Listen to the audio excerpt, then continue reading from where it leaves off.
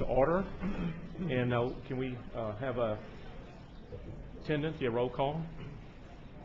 Dr. Beebe? Here. Dr. Beebe is present.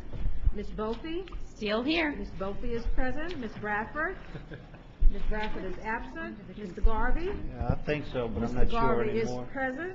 Mr. Gio? Mr. Present. Gio is present. Ms. Hill? Present. Ms. Hill is present. Mr. Lee? Mr. Lee is absent. Dr. Moranti? Present. Dr. Moranti is present. Ms. Orange Jones? Ms. Orange Jones is present. Mr. Romer? Here. Mr. Romer is present. Mr. Wagenstack is absent. Did you We have count a me quorum. present? I have you present. Yeah. I did have you absent, but I No, Thank you. I knew I had to watch you. Before we start, I just want to appreciate everybody for hanging in there this late. We're tired. I mean, you're tired. As we get to items and we can move them along for comment, we'll take comment, but I'm going to try really hard to manage that and to minimize it for everybody's benefit. Okay, Ingrid? The consent agenda is ready for approval, but we are pulling items 2.1, 2.2, 2.4, and 3.1 because we have comment on them, but we are adding items 5.1 and 8.1. Okay, so do I have a motion to... I make that motion. Okay, second? Second. I didn't, excuse me, I need clarification. So which, you said that you're going to pull consent items 2.1, 2, 2.2, 2.3, 2.4, We'll clarify it again. We are go ahead, Ingrid. pulling consent items 2.1, 2.2, 2.4, and 3.1 from the consent agenda because we have comment. We're going to keep items 2.3 and add 5.1 and 8.1 for consent? for consent. Those are the ones with the asterisk in the book. I know, but you did say 5.2 just a minute ago, right? 5.1. Okay, 5.1. Okay, is there any objection to that motion? Okay, first item, Andrew. The first item is on page 1, item 2.1, consideration of LDE contracts of $50,000 and under approved by the State Superintendent of Education. Okay. The motion is to receive. Do I have a motion to receive? So moved. Ms. Bofi? Seconded by Mr. Lee. We have one speaker, Ms. Berrios. She passes. Any discussion on that motion? Yes, I'm Ms. Beebe? looking on pages 2 and 3, and there are contractors listed, not in sequential order here, but it's to man the Course Choice Assistance Center to help districts. That's we're looking at. I don't want to interrupt you, but Dr. Beebe, but I believe we're in the Recovery School District. Oh, did I jump ahead? I'm sorry. What's this? This is item 2.2. Is that right? Well, I'm 2.1. sorry, 2.1. My apologies. Well, that is 2.1. Yep, my Yeah. apologies. Okay, but I have to ask, you know, I mean, all of these little contract dollars, they add up to big dollars. And so why are we, I mean, look at all the staff that we have hired. And I know within my district, we have to make it with the resources we have available to us. And I mean, every month, we approve contracts. It's ridiculous. So my question is, where does it end? And Well, if we had all of this money to devote to our school systems, whether traditional or otherwise, we would make some great gains. I mean, you know, pockets of money here, and this is additional resources. So why the need for this is what I need clarification, Superintendent White. On which item? Well, the Course Choice Assistance Center. Contractor will man the Course Choice Assistance Center. That's 1, 2, 3, might even be more than that. Well, you have it's 4. Yes. You good? It's in your book. Yeah, no, I see it. I'm just wondering, is that the one you want me to talk about? Yes, please. Well, we have a program that's been mandated by the legislature, course choice, and we'll be talking about that later. Our counselors are the ones who have the gating decision on course choice. In other words, they're the ones who finally sign off. They need support. They need to be informed about this. At the same time, parents need a place to call so they can consult with someone about this. And we thus have a small team of 4 counselors who are licensed Louisiana counselors who counsel parents and school counselors themselves on course choice. And to your question overall about money, the department has taken huge reductions over the course of the last several years. While I recognize obligations are rising in school systems, the cuts at this agency have been huge. We've reduced over 250 staff over the last 5 years alone. This year took out roughly 50 staff from our organization as well, not to mention significant cuts in our general fund budget over the course of the last couple of years. We are actually making do with what we have in light of those cuts, not increasing the amount of money that we're spending. And there's one other item on page 6. It talks about, the vendor name is Monroe City School Board, and it's a cooperative endeavor with the city of New Iberia with the resources to improve the quality of life of the youth of that community. Is that correct, or is that a typo? On page 6, second line, second item third one. from Yeah. the top.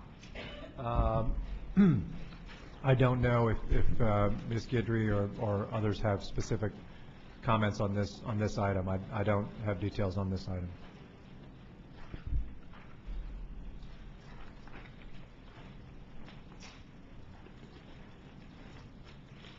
Good evening. Sheila Guidry, Chief of Staff, Education Finance.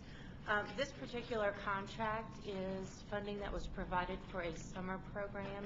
It was for the preparation and those activities to be able to take place for the children in that area. But is it New Iberia? Because we have Monroe City School Board providing the resources. It's City of Monroe, and it's the contract is with City of Monroe, and they have a partnership with New Iberia. With New Iberia. Yes, ma'am. Well, thanks for the clarification. Thank you, Sheila. Any other questions, Ms. Beebe? No, that's it for that one. Any other discussion on this item? Any objection? Okay, next item. What, did you have a card? Yes. Dan Garrett with the School Board Association. Hang on. Chairman, members of the board, this may just be a matter of sort of timing, but it seems that, I'm sorry, this may just be a matter of timing. I'm Dan Garrett, representing the Louisiana School Board Association, but within the contracts that would be approved under Agenda Item 2.1 are the Course Choice Assistance Center contracts. But yet, you've not yet voted on funding the Course Choice program yet. Because as I appreciate, the Course Choice program doesn't have MFP funding anymore because of the Act 2 litigation. And as I appreciate, there wasn't an individual line item like there was to the SEAT program. And I know that it's further back in your agenda, but it seems a little bit backwards to vote on approving contracts for Course Choice assistance before you've actually voted on establishing funding for the Course Choice program. And it just seems a little backwards. The funding doesn't establish a program. The statute establishes the program. The statute establishes a mandate that the state operate a program irrespective of the funding source. And this is a necessary activity to support what the statute requires this board to do. And that statute was passed 15 months ago. Well, and what I'm saying is, but if the program is not funded, It still has to occur. well, it can't occur There's without nothing in funding. that law. There's nothing in that law that says that it's contingent on funding. That program has to exist. We're going forward with the operations to make it exist. There is nothing in the law that says that program shall only exist contingent on funding. Okay, I think that's implicit. I mean, I've been doing government for quite some time. I've never seen a program that wasn't implicitly contingent on funding. I mean, there's plenty of things that are not funded, and if they're not funded, they don't carry forward. That was why the legislature, for the scholarship program, it's why the legislature had to put a line item in HB1. Otherwise, there would have not have been money appropriated for that purpose. And All the time, again, the law, you're a lawyer, not me, but I will say all the time, as you know, well know, you're reading the law, this is contingent on the legislature appropriating funds for this program to exist. There is no such provision in the course choice law. It simply says that the BESE board shall operate this process, and the BESE board intends on operating that process. okay, like I Ms. said, Cope, did you have a clarification?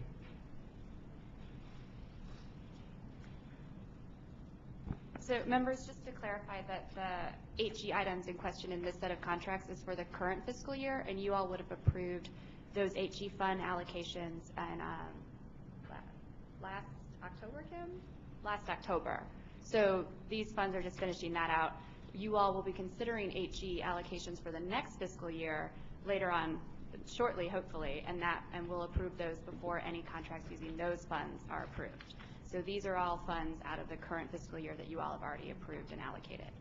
Right, Sheila? okay, so these are not approving contracts to be used in the next fiscal year. That's what Ms. Cope just said. That's fine. It just seemed that if that was the case, it would be a little bit. Thank you for your comments. And any other comments? Okay, the motion is passed. Next item. Next Why are we item? just- Excuse me, then why are we just getting them now?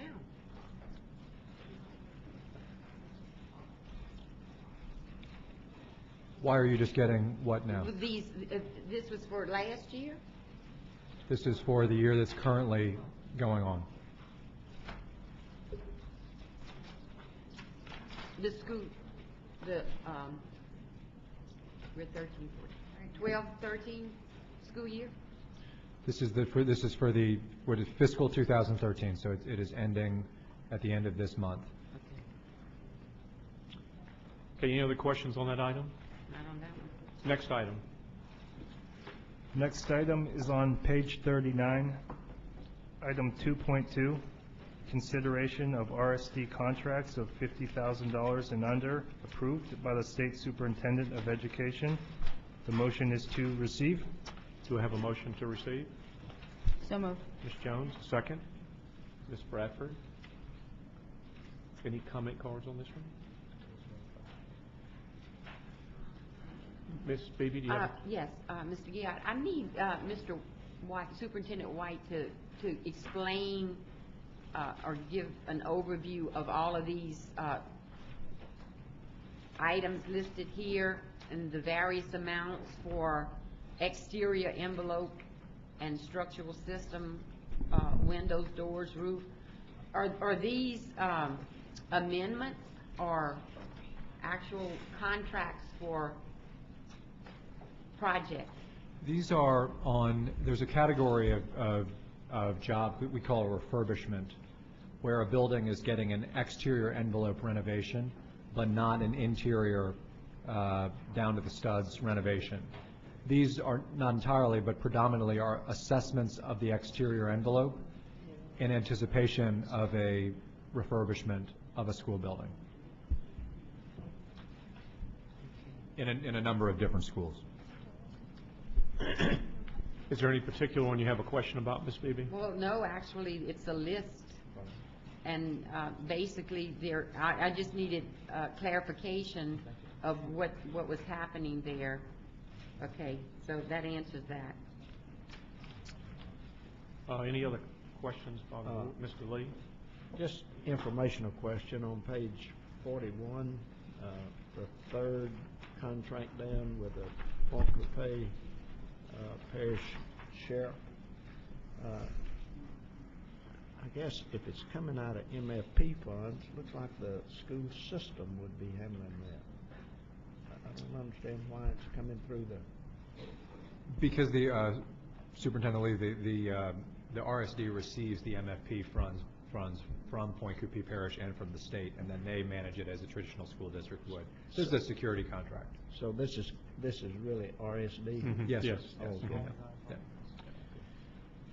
Any other comments by the board? Yes, sir, this last item on page 41 that deals with the Shaw Environmental, 50,000, you could say, contractor will provide for the implementation of the field investigation work plan in preparation for the Booker T. Washington High School. What is that about? Booker T. Washington is a high school on the border of Central and Mid-Cities in New Orleans. We are rebuilding it from scratch. I don't know if Ms. Hankins is here to speak to this particular stage of the job, but in very brief language, she can.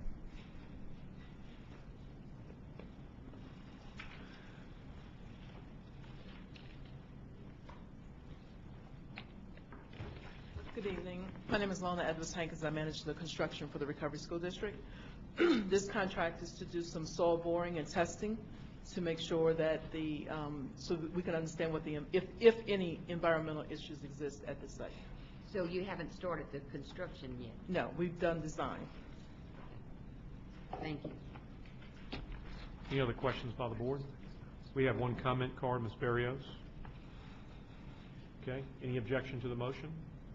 Motion carries. Next item. Next item is on page 45, item 2.4, consideration of a report from the LDE Director of Internal Audit. The recommendation is to receive. Do I have a motion to receive? So moved. Ms. Bophy, a second. Ms. Bradford.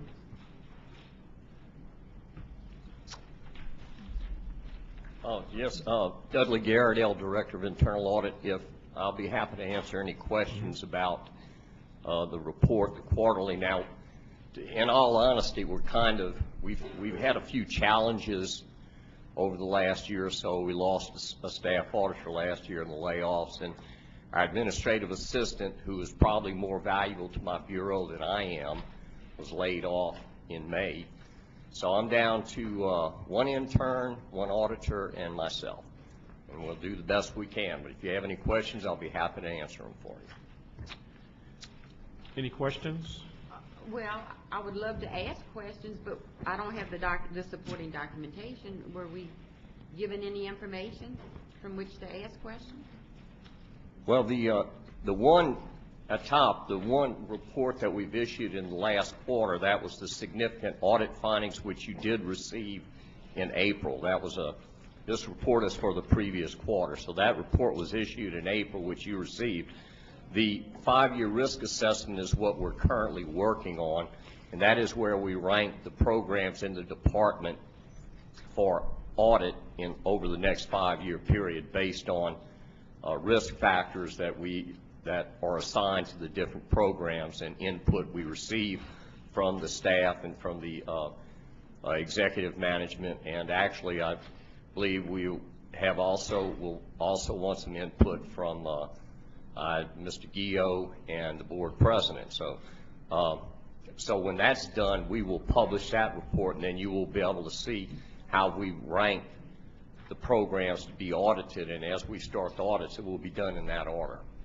The other, the RSD cycle visits, that I think I had issued my previous report on that prior to this quarter, which was in December or January, if I recall correctly. Yes, so, Mr. Garrett, so there's no new report for us to review for this meeting? No, sir. This is just the regular. Okay. Thank you. Sir.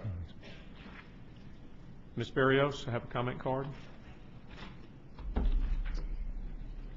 Any, consider there's no report to review. I'm not sure what we're receiving, but. Well, thank you. Just this update? Yes, Okay. just the update. Okay. Okay, any objection to receiving this update? Okay, motion carries. Next item. Next item is on page 46, item 3.1, consideration of ratification of the board president's submission of requested legislative reports to the Louisiana legislature. The recommendation is to ratify. So moved. Second. Ms. Bophy? I'm sorry. Ms. Moranti? moved and Okay. second. Okay, second by Ms. Moranti. Ms. Berrios, would you like to comment on this? Any board comments on this? Any objection? Motion carries. Next item. There's been a request to take items 7.1 through 7.8 out of order. I would like to add to that request to take 6.4 and 10.1 after we take 7.1 to 7.8. So is that a motion? Yes. Okay, is there a second to that motion? Okay, which one are we on? Mr. Romer? Okay. So I guess the first item here would be item 7.1. Yes? And these are all, at 7.1 through 7.8 is all of the 8G funding. So what I'd like to do before this starts, I've asked Ms. Trabeau and Cope to come up and just give an overview of 8G, of these items, to kind of tee up or set the stage for all of these various pieces and parts that are here. That'll help us. Okay. Good evening, Kim Uh-huh. Trapeau. Yeah. And members, the information starts on 298 in your packet. So, good evening, Kim Trapeau, AG Director. Just wanted to provide a little background. Since we have 8 items on the agenda regarding 8G, all of the items affect the 13-14 year. And so the first item is dealing with the budget, the overall AG budget that has already been approved by the board. It was approved in January. And this item is requesting that there will be a revision to this budget for the purpose of the course choice pilot. We then have a revision for the expanding high school choice program that will be taken in another item. And the last 6 items are statewide proposals that will be coming before the board for approval. You've already approved the amounts, and so now a proposal summary along with the budgets will be coming through for your approval. So that's just kind of giving you some background as to what is getting ready to transpire with this. So items 7.3 through 7.8, from our January approval, there's, Actually, in January, you approve the amount Okay. for each one of these programs. And what the department does is they submit proposals that give the objectives, the description, history, their goals, their outcomes. And that is provided in the packet, you know, a brief summary of that, along with the budget, which will show you what they're going to spend those funds on. okay, thank you. So, Okay, so we'll take item 7.1 first.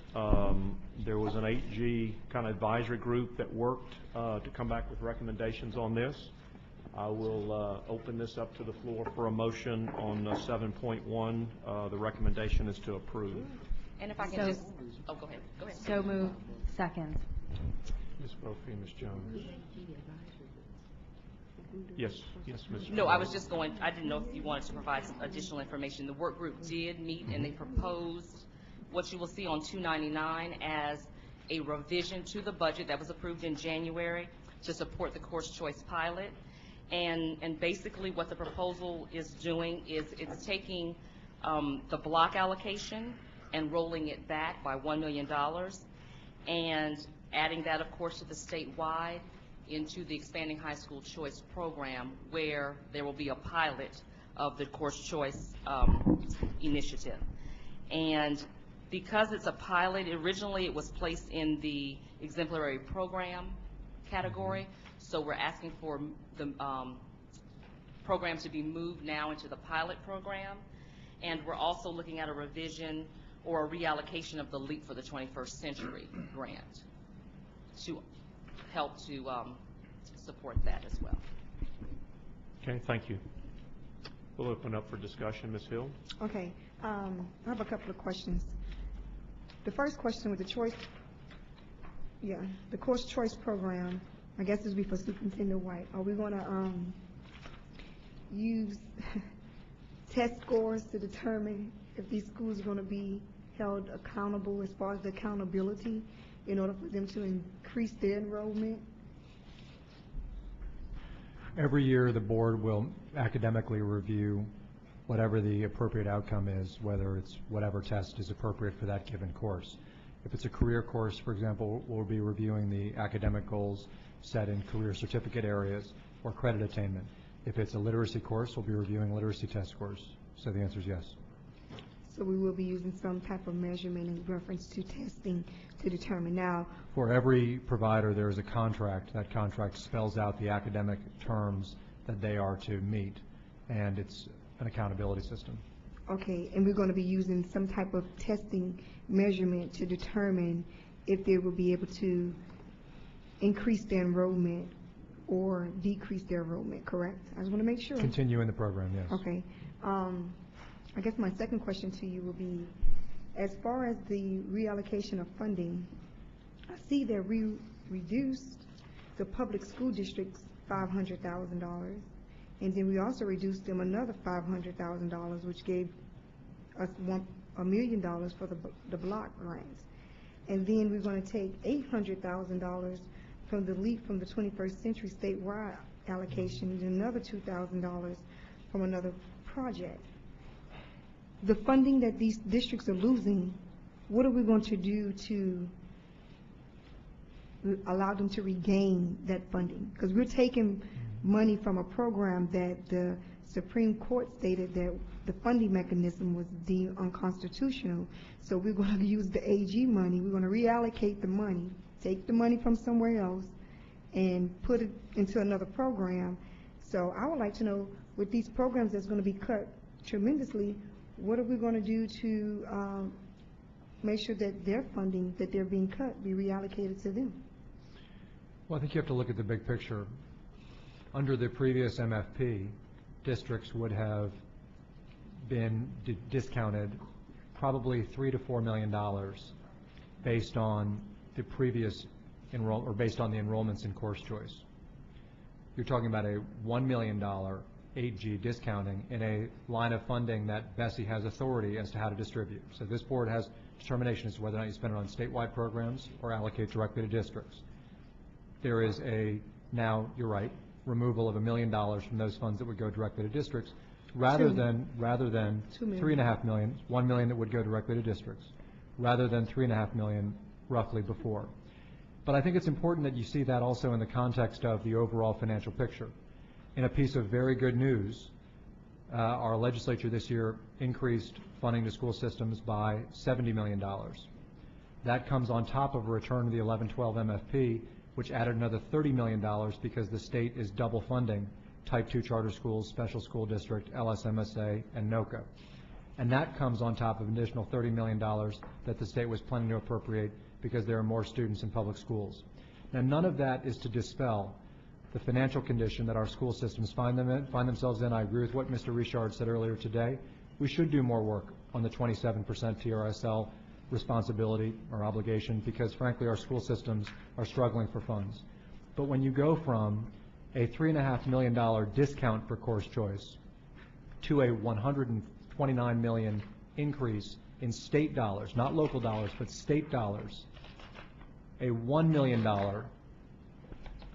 deduction so that we can actually fund the choices of parents, I think is responsible policy.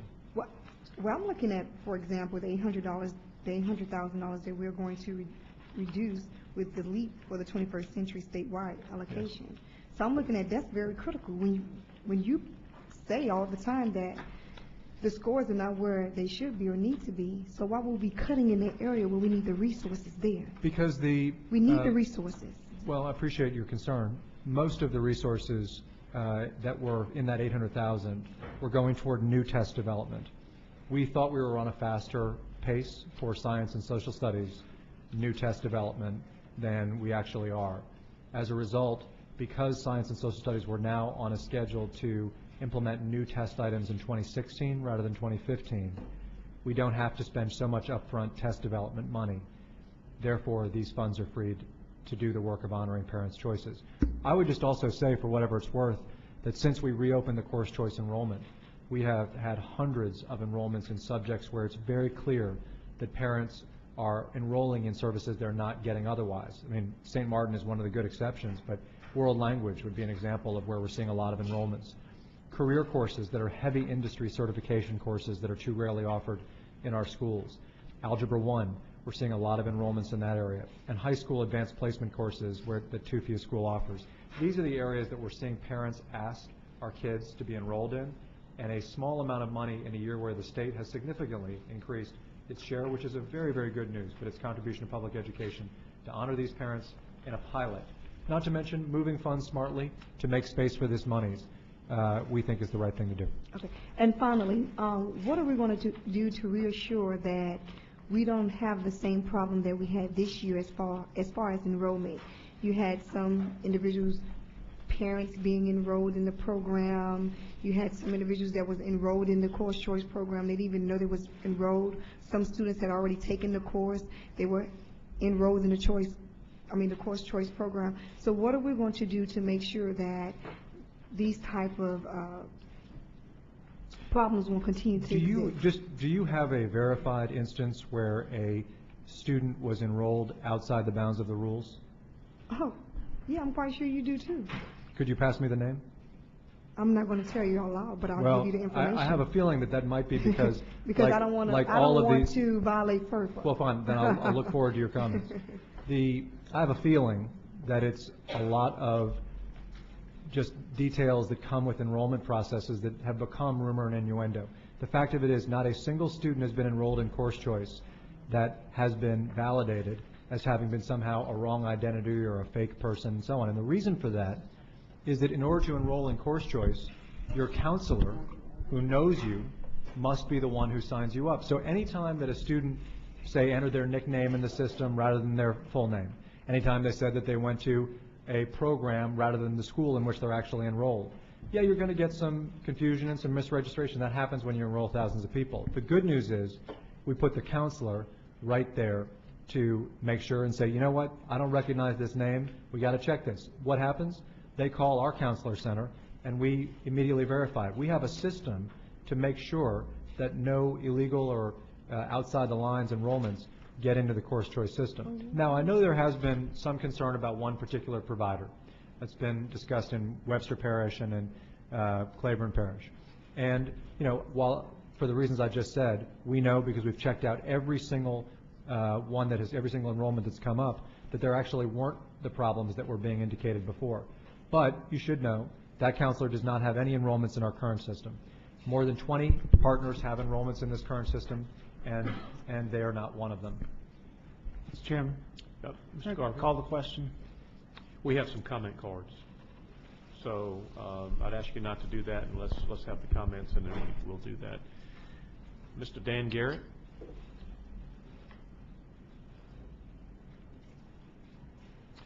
Okay, Mr. Steve Monahan?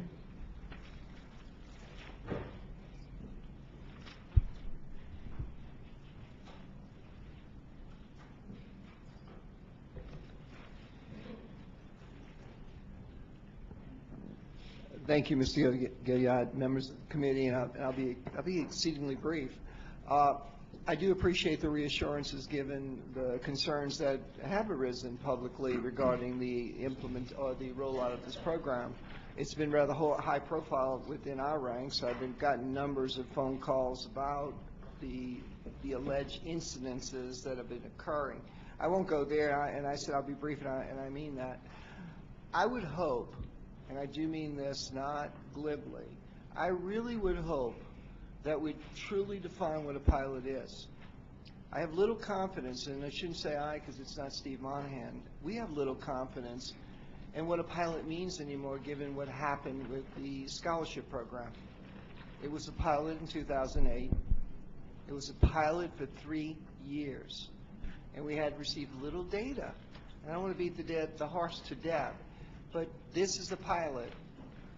Hopefully we'll actually get data as this pilot moves forward.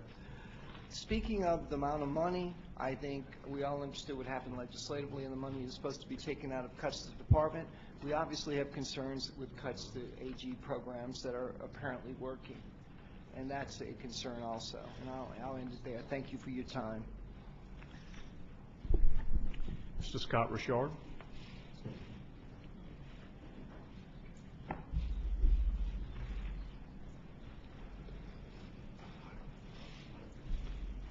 Thank you. Hopefully this will be the last go-round for the night. So appreciate your comments. Appreciate you hanging in there with us. Yes, sir. From a policy standpoint, we certainly question the wisdom of reprioritization of dollars from initiatives that are very much needed. I think we can all agree that pre-K programs for at-risk 4-year-olds are one of the closest things to a silver bullet that exists to help level the playing field for our students across the state. And STEM initiatives. It appears in a cursory review of the budget documents that those two programs are being reduced in order to fund course choice. which at the same time reduces the pool of 8G dollars that are available to the local school districts, as I understand things. And I stand corrected if I'm wrong in that logic. From a legal standpoint, we all know that Act 2 declared MFP funding for vouchers and course choice unconstitutional. We know the legislature funded vouchers, but they did not fund course choice, as was mentioned earlier in testimony.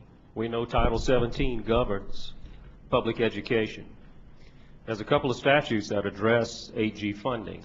Title 17, 3801, briefly paraphrasing, the monies appropriated by the legislature and disbursed from the 8G support fund shall not displace, replace, or supplant appropriations from the general fund for the purposes of implementing the MFP.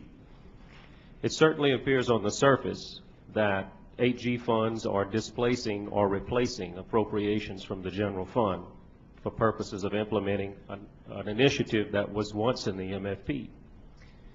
With those issues being on the record and brought to the table today, we would welcome some clarification and would certainly request that we consider identifying another funding source for the course choice program. Thank you. If I could just provide comment, and I say this because I have great respect for my colleague, Mr. Richard. Two initial responses. Number one, I think the law is very clear that this is not a program that's in the MFP. I'm not saying that I like that, but it's not in the MFP, and thus we think it's perfectly within the bounds of the statute. Second of all, I would just say dollars are dollars, and while I recognize that in government, dollars often come with restrictions and programs, the best news of this legislative session is that we honored parents' choices, number one, and number two, we increased money to public schools by $129 million. In the context of having increased $129 million coming into the session that we actually had no anticipation would have been appropriated by the legislature, I think $1 million to honor these parents' choices is actually a pretty good policy, especially as a pilot. I take Mr. Monahan's point about studying it, but 1 versus 129 seems like a fair trade. Thank you.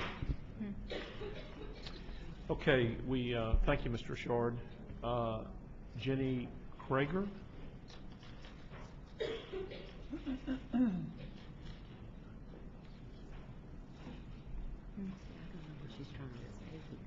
Thank you, Mr. Chair. I think it's kind of fortunate, actually, that I was third to speak, because I think what I have to say will address some of the questions that were mentioned by the first two speakers. My name is Jenny Kruger. I'm the Executive Director of the Acadiana Symphony and Conservatory Music. We're one of only 2 symphonies in the country that is partnered with a conservatory or a school of music. So it allows our educational arm of our organization to be much larger than most symphony orchestras. We were approved by this board as a course choice provider to implement a program called Do Re Mi. It's an arts integrated program for 4-year-olds and kindergartners that addresses the very conversation the gentleman before me just had, which is kind of a concern of this board. The pilot program has shown between a 30 and 50% academic increase in test scores in its pilot year. Unfortunately, when the new funding component came down from legislation, our program was cut. So we will not be able to roll that program out this fall to the 3,000 students that we were hoping to be able to provide this program to. However, we're hopeful that course choice will survive and expand, and we can try again maybe next year. When I was in school, we had choices. Of course, we were much smaller then, but we had the opportunity to participate in programs that allowed us to explore different career opportunities and different ways of language and cultures. As schools expanded and funding became smaller, those options went away. Schools that found that they were trying to be everything to everybody and they weren't really very good at anything. And so, unfortunately, those programs were cut. What I loved about participating in the course choice program was that it allowed us to bring those back in an affordable, slow way. And as we know, as people, when we become or start to become everything to everybody, and we realize that we can't do that, we rely on our resources of our friends and our neighbors and our community partners to help us. That's what course choice does. It really allows us to use the resources and leverage the expertise of the partners in the community.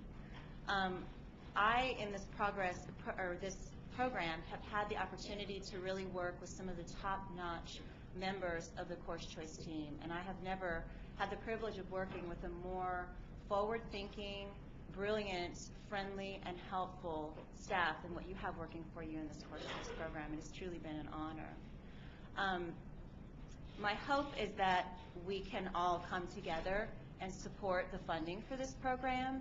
I know that some of the members of the course choice team are not from here, and they bring with them new vision and different ideas, and sometimes that can be threatening. But I believe that no change is more of a threat. And we are second to last. And I know as winners, we're not really comfortable with that.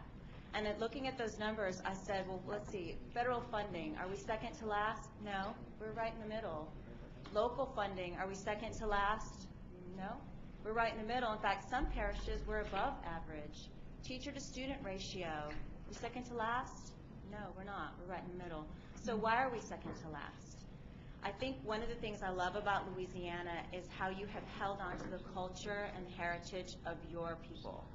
And for outsiders, it's a great thing to experience. But I think that that belief of holding on and resisting change is actually at this point tying our hands. So I ask you to, again, support this program, pull together so that we can move the ball forward, and stop the bickering, because while you're all bickering, our children are waiting. Thank you. Thank you for coming and being here. Lisa McNeil. That's great. Love that comment.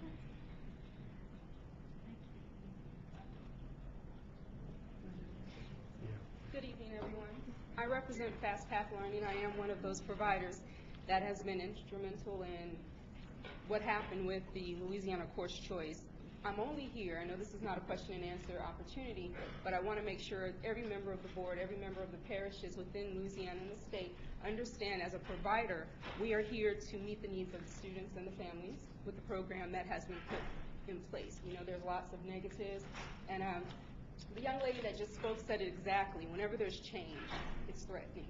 Whenever there are new programs, there's always questions about how well this is going to work. Is it going to meet the needs? And I just want to make sure everyone knows, as an educator, as a former school leader, we are here to do whatever is necessary within the realms of course choice to provide the services. And if you have any questions, I will be here for a while to address them one-on-one.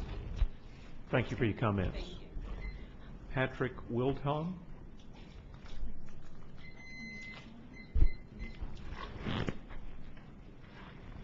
Good evening. I'm Patrick Woodholm, the Executive Director at the Louisiana School for Math, Science, and the Arts. For the past 15 years, we've partnered with the Department of Education to provide the Louisiana Virtual School. And this board has funded that program. And it's been an innovative program from day one, meeting needs of students throughout our state, rural schools, schools that could not provide a physics teacher, AP courses. And what I see in the course choice, and what I think you as a board are looking toward, is how do we take that a step further? How do we continue to innovate and make sure that we're providing distance learning opportunities that will prepare the children of Louisiana for college and for career? So I would certainly ask your support for the revision in the 8G budget so that the pilot program can be fully implemented and we can continue to see how best to meet the needs of students through distance learning. Thank you. Thank you for your comments. Any other comments from the board? Ms. Beebe? Well, yes, I just want to say that I am for responsible choice options, and that is what is occurring in the St. Martin Parish school system. But I do take exception to a reduction in the 8G budget because as superintendent, I'm going to have those pre-K fund programs that are funded in the district paid through 8G funds. I'm going to have to take that from some other place within the budget. And so, you know, how is this addressing education? How are we providing responsible choice, particularly to those parents who choose to enroll their children in the St. Martin Parish school system and those who want their children to partake in pre-K programs? So I'm voting against this for the record, but I want the public to know that I am for responsible school choice. I'm not in opposition to school choice, but I think school districts have the capability and should offer the course options. They can make it happen through virtual learning. Mr. Garvey, did you have a comment? Any other comment? Mr. Lee? We've been careful over the years to allocate 50% of the 8G money to the block grant local, which meant the money went to locals, and 50% to statewide projects. Now, this is changing that.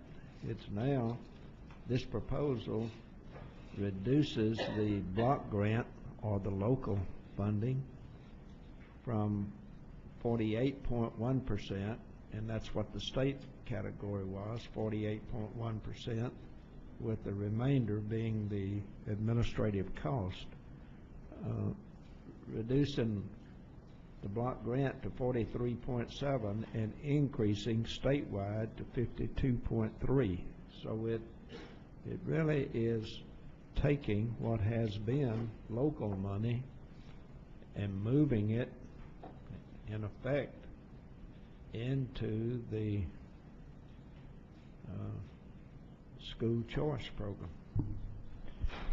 Mr. Lee, do you not see that the state has levied an additional $130 million that we would not have anticipated as a material fact in that equation, given that the ending of this funding stream, meaning the ending of this program's inclusion in the MFP, is one of the reasons that that $130 million then kicked in?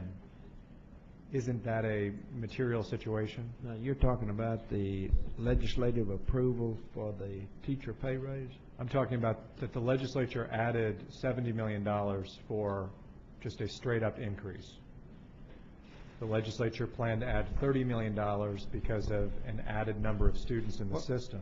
Okay. And the legislature, where it didn't last year, agreed to kick in, or has to kick in another $30 million because the state is now paying the entirety of the education of students in some public schools, type 2 charters, special school district, and so on. Meaning that while I understand the point about the statewide allocation going up above 50%, all of that is in the context of a significant windfall for systems that this makes a minimal impact on.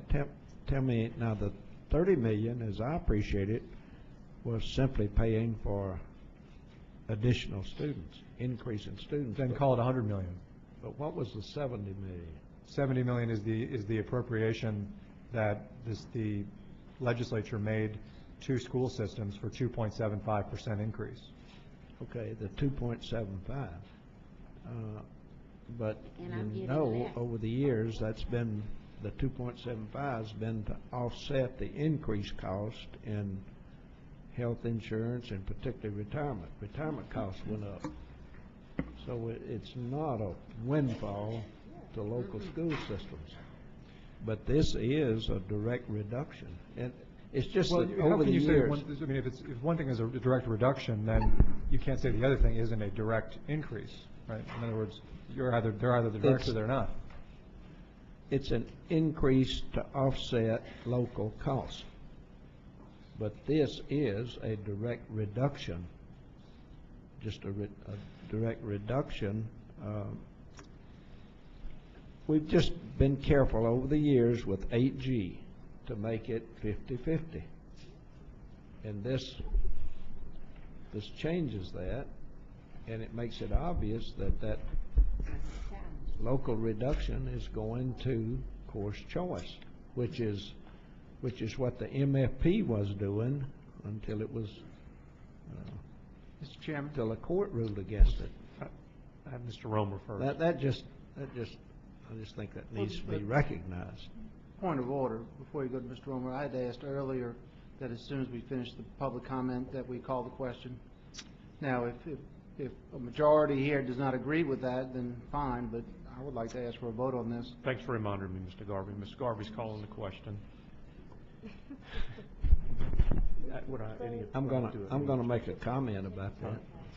Is there any objection to calling? There's no comment before a vote on calling for the question.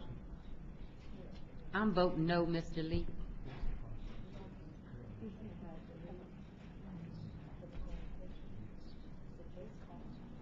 Call for the question.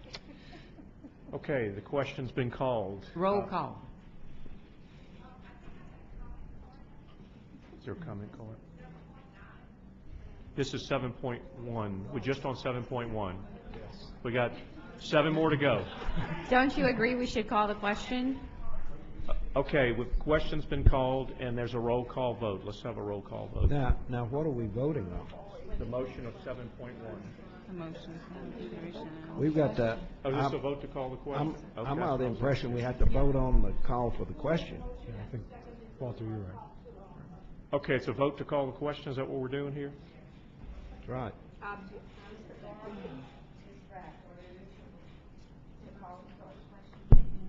Roll call vote. Oh, Dr. Beebe? calling for the question? Mm-hmm. No. Ms. Volpe? Yes. Ms. Bradford? Yes. Mr. Garvey? Yes. I'm sorry, let me start this over. Ms. Beebe voted no, Ms. Volpe voted yes, Ms. Bradford voted yes, and Mr. Garvey voted yes. Ms. Hill? No. Ms. Hill voted no. Mr. Lee? No. Mr. Lee voted no. Dr. Morante? Yes. Dr. Morante voted yes. Ms. Orange Jones? Yes. Ms. Orange Jones voted yes. Mr. Romer? Yes. Mr. Romer voted yes. Mr. Gill, do you want to vote? Yes or no? It's passed, right? Yes, the motion passed. The whole question. Yes. Oh, yes. Yes. Motion passed to call the question. Okay, now we're voting on the motion. Is that correct? And then roll call. Yeah, that's the motion. You're supposed to vote. Yeah. Okay. Are we permitted discussion on the main motion? No. I just want to, I'll make a comment anyway. Okay, so we have a roll call vote on the motion, so we need a roll call vote Oh, on the motion. to approve? To approve. Okay. Do we need a roll call vote? That's what I Yes. Do we? Call for it, yeah. Okay. Dr. Beebe? No. Ms. Volpe? Yes. Dr. Beebe voted no. Ms. Volpe voted yes. Ms. Bradford? Yes. Ms. Bradford voted yes. Mr. Garvey? Yes. Mr. Garvey voted yes. Ms. Hill? On all AG grants, you can put me down for no. Ms. Hill Ms. Hill. voted no. Mr. Lee? Yes. Mr. Lee voted yes. Dr. Morante? Yes. Dr. Morante voted yes. Ms. Orange Jones? Yes. Ms. Orange Jones votes yes. Mr. Romer? Mr. Romer votes yes. Mr. Gill? Yes. Yes. Your motion passed to approve. You have the 7 votes. Next Mr. Chairman. Mr. Chairman. The Mr. next Chairman. item is on page, Mhm. I just want to comment, I think that's most regrettable, Mr. Garvey, that you did not want discussion on this item, and you had a majority of the board to agree with your restricting comment. I made my comments, but I think that's most regrettable, as much time as we spend on items, that you would take that position. I'm looking at the clock. It's 8:30. I still have to drive back to New Orleans. Okay, let's move to the next We item. spent a lot of time with your committee, a lot of time, most of the day. The next item is on page 300, item 7.2, consideration of HE program and budget revisions and/or progress reports on statewide or block grant programs for fiscal year 2013-14, expanding high school choice statewide program. The recommendation is to approve. Do I have a motion to approve? Ms. Morante, do I have a second? Second. Ms. Jones? Discussion. Mr. Chairman, Yes. yeah, I'd like to make a substitute motion that we take all the 8G items in globo and vote on them all together. Okay, well, is that acceptable? Is it- Oh. And a second is? Yeah, I second it. Okay. Email? Ms. Jones. Ms. Jones. What's that? Okay. All right, we do have several comments for those before we vote on that motion. We have a motion and a second. Can I get clarity on the motion? The substitute motion is to take all of the AG items 7.2 through 7.8 as a group. And there's a second to that. Well, we voted on that. Okay, before any other further discussion, we have 2 cards. Ms. Berrios?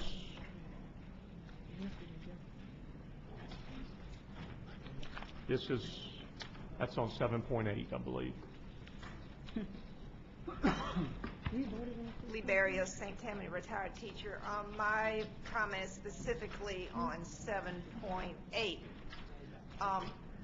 I've said it before, and I'll continue to say it. It seems like there's an imbalance in the big picture of funding that's going toward charter schools as opposed to traditional schools for services that are provided to charter schools as opposed to traditional schools. And 7.8 is, again, for the new schools incubation program. It says it will continue to support the transformation of direct-run schools, so it appears to be limited, partnered with charter school operators. And it's $1.5 million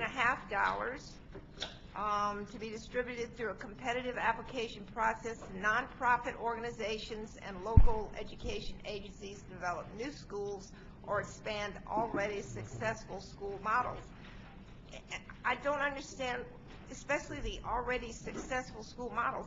Why aren't we doing that? Why aren't there these competitive grants similar to this for the traditional public schools? And $500,000 is for professional development, stabilized school staffing, things that traditional school districts do for themselves with their MFP allocation and other monies. So I just have to complain about all the funding. I know your object is to transform all traditional schools to charters, but I just have to complain about that thing. I think that's on the agenda in a little while. Thank you, Ms. Barrios. We have another comment card on 7.3, Angela Lee.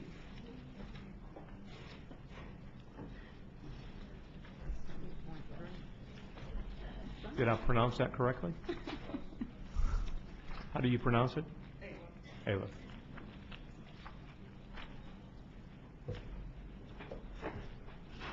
Thank you for hearing my comments on this. This is a very important issue to me. I'm Angela Aliff with the People LLC. I'm aware, Superintendent White and Ms. Beebe and Ms. Hill, that you three were on the working group, maybe still are, on the working group for the setting up the network, the child care network. And what I don't think you probably are aware of is what you're actually being asked to do. And that's what I'm hoping to be able to help with. I can't imagine, I've shared some with Mr. Garvey, I've shared with lots of legislators, and definitely with the public, which I intend to continue to do. And the alarm is the same whether I'm speaking with rich or poor, white, black, Hispanic, gay, straight, Republican, Democrat, it doesn't matter. Everyone's horrified. And I really have to believe that all of you as a board and as a committee would at least want to pause and look at what you're actually being asked to do in implementing this child care network. Right now, these standards are voluntary, but the network makes it mandatory for anybody receiving the funding, and that would include the family members if they get a subsidy. Our concern is with the NAEYC standards and has been for many years. And the NAEYC standards are what we're going to impose as our standards for the child care network. NAEYC is an organization that we should be chasing out of Louisiana, not embracing. I know a lot of people have good visions of NAEYC. Our visions are nightmares. Their standards teach, rather than what they claim, anti-bias, it actually teaches prejudice. It supports prejudice. And also sex ed for our babies is inherent in their anti-bias curriculum. A disdain, in my opinion, for Christianity, where an alternative for celebrating the December holidays, is that we celebrate all except Christmas. I've shown the books to lots of legislators, to Mr. Garvey, to Ms. Nealand. Ms. Brompton looked at them, which I'm sure she's seen them many times before. So And- if we have 15 seconds. I don't think I can do it in that time, but I'll try. Well, if you could please vote. And this is very important. I understand. I don't think you do. This is I- sex ed for our babies. I'm here because all these issues are important. Well, I think showing a book that Nacy describes as Please wrap up your comments. as having excellent photographs of children's bodies, and it actually does. I think that's pretty much more important than anything you've discussed today. I think exposing our children and our families Your to time's this, up. Please wrap up your to comments. these standards Ma'am? is equally outrageous. Ma'am, may I just interject on a fact? Sure. The standards that we adopted are Louisiana-specific standards. They were long in development in Louisiana. They're not NACI standards. No, they are NACI standards, every one of them. All that was done, I looked at the document, I have the new standards. All that was done was the old standards, the 3 sets, were melded together. They were combined. Well, you have the LA4, which is NACI. You have the ELGs, which is NACI. And you have Head Start, which I have the document showing, is 100% aligned with NACI. But you're talking about a curriculum as if we have No, I'm talking to required the- that there be a curriculum. I'll tell you what, why don't we have an agreement to have a discussion with our early childhood staff? I take your comments seriously. We have not adopted a NACI curriculum. We are not enforcing a We've sex adopted ed. their standards, We have yes, not we have. adopted. We have not adopted or enforcing a sex ed curriculum for 4-year-olds. We as have, part of we our early have childhood. And I- accepted the excuse NACI me. standards and Excuse the guidelines from Connecticut, And so which what you I'm were on the offering- working group and know full well. And that says their guidelines, Ma'am. their principles say that NACI accreditation is the definition of kindergarten readiness. So this doesn't fly, Superintendent White. I've been very polite and very patient, very appreciative of your efforts in certain regards, but I have to really insist that we tell the truth here. Now, you may not be clear on it, so I'm making you clear. You worked according, with that working group, according to the guidelines and principles from the Connecticut document. And that Connecticut document says kindergarten readiness is defined by NACI standards. All of our standards in Louisiana historically have been NACI. Our division leader of early childhood and education, former NACI president, our person in charge of Louisiana Pathways and Northwestern State, where we have our bachelor's degree program and master's degree program developed, all according to NACI standards. Are you going to let me speak now? Tell me how are my babies going to escape NACI standards if you approve this program? I am telling you as a fact, and then I want to end this conversation. I'd like to get your information, and I'll offer you a discussion with me and with our early childhood team, because I'd like Now, to talk this is going to be a public discussion, Mr. White, because I've had because these. it's limited to your 2 minutes of public comment, because we got to get on with this meeting. I So know, I'm because offering I'm you not a that choice. business lobbyer, else I get all the time in the world, now wouldn't I? Your time's up, ma'am. Thank you. Any other speakers? Let's just be honest, that's all I'm asking. Any further discussion from the board? I just want to say that I'm glad it's someone else who shares my sentiment with this board. The disrespect. There are many people who share this sentiment. You have any other comments?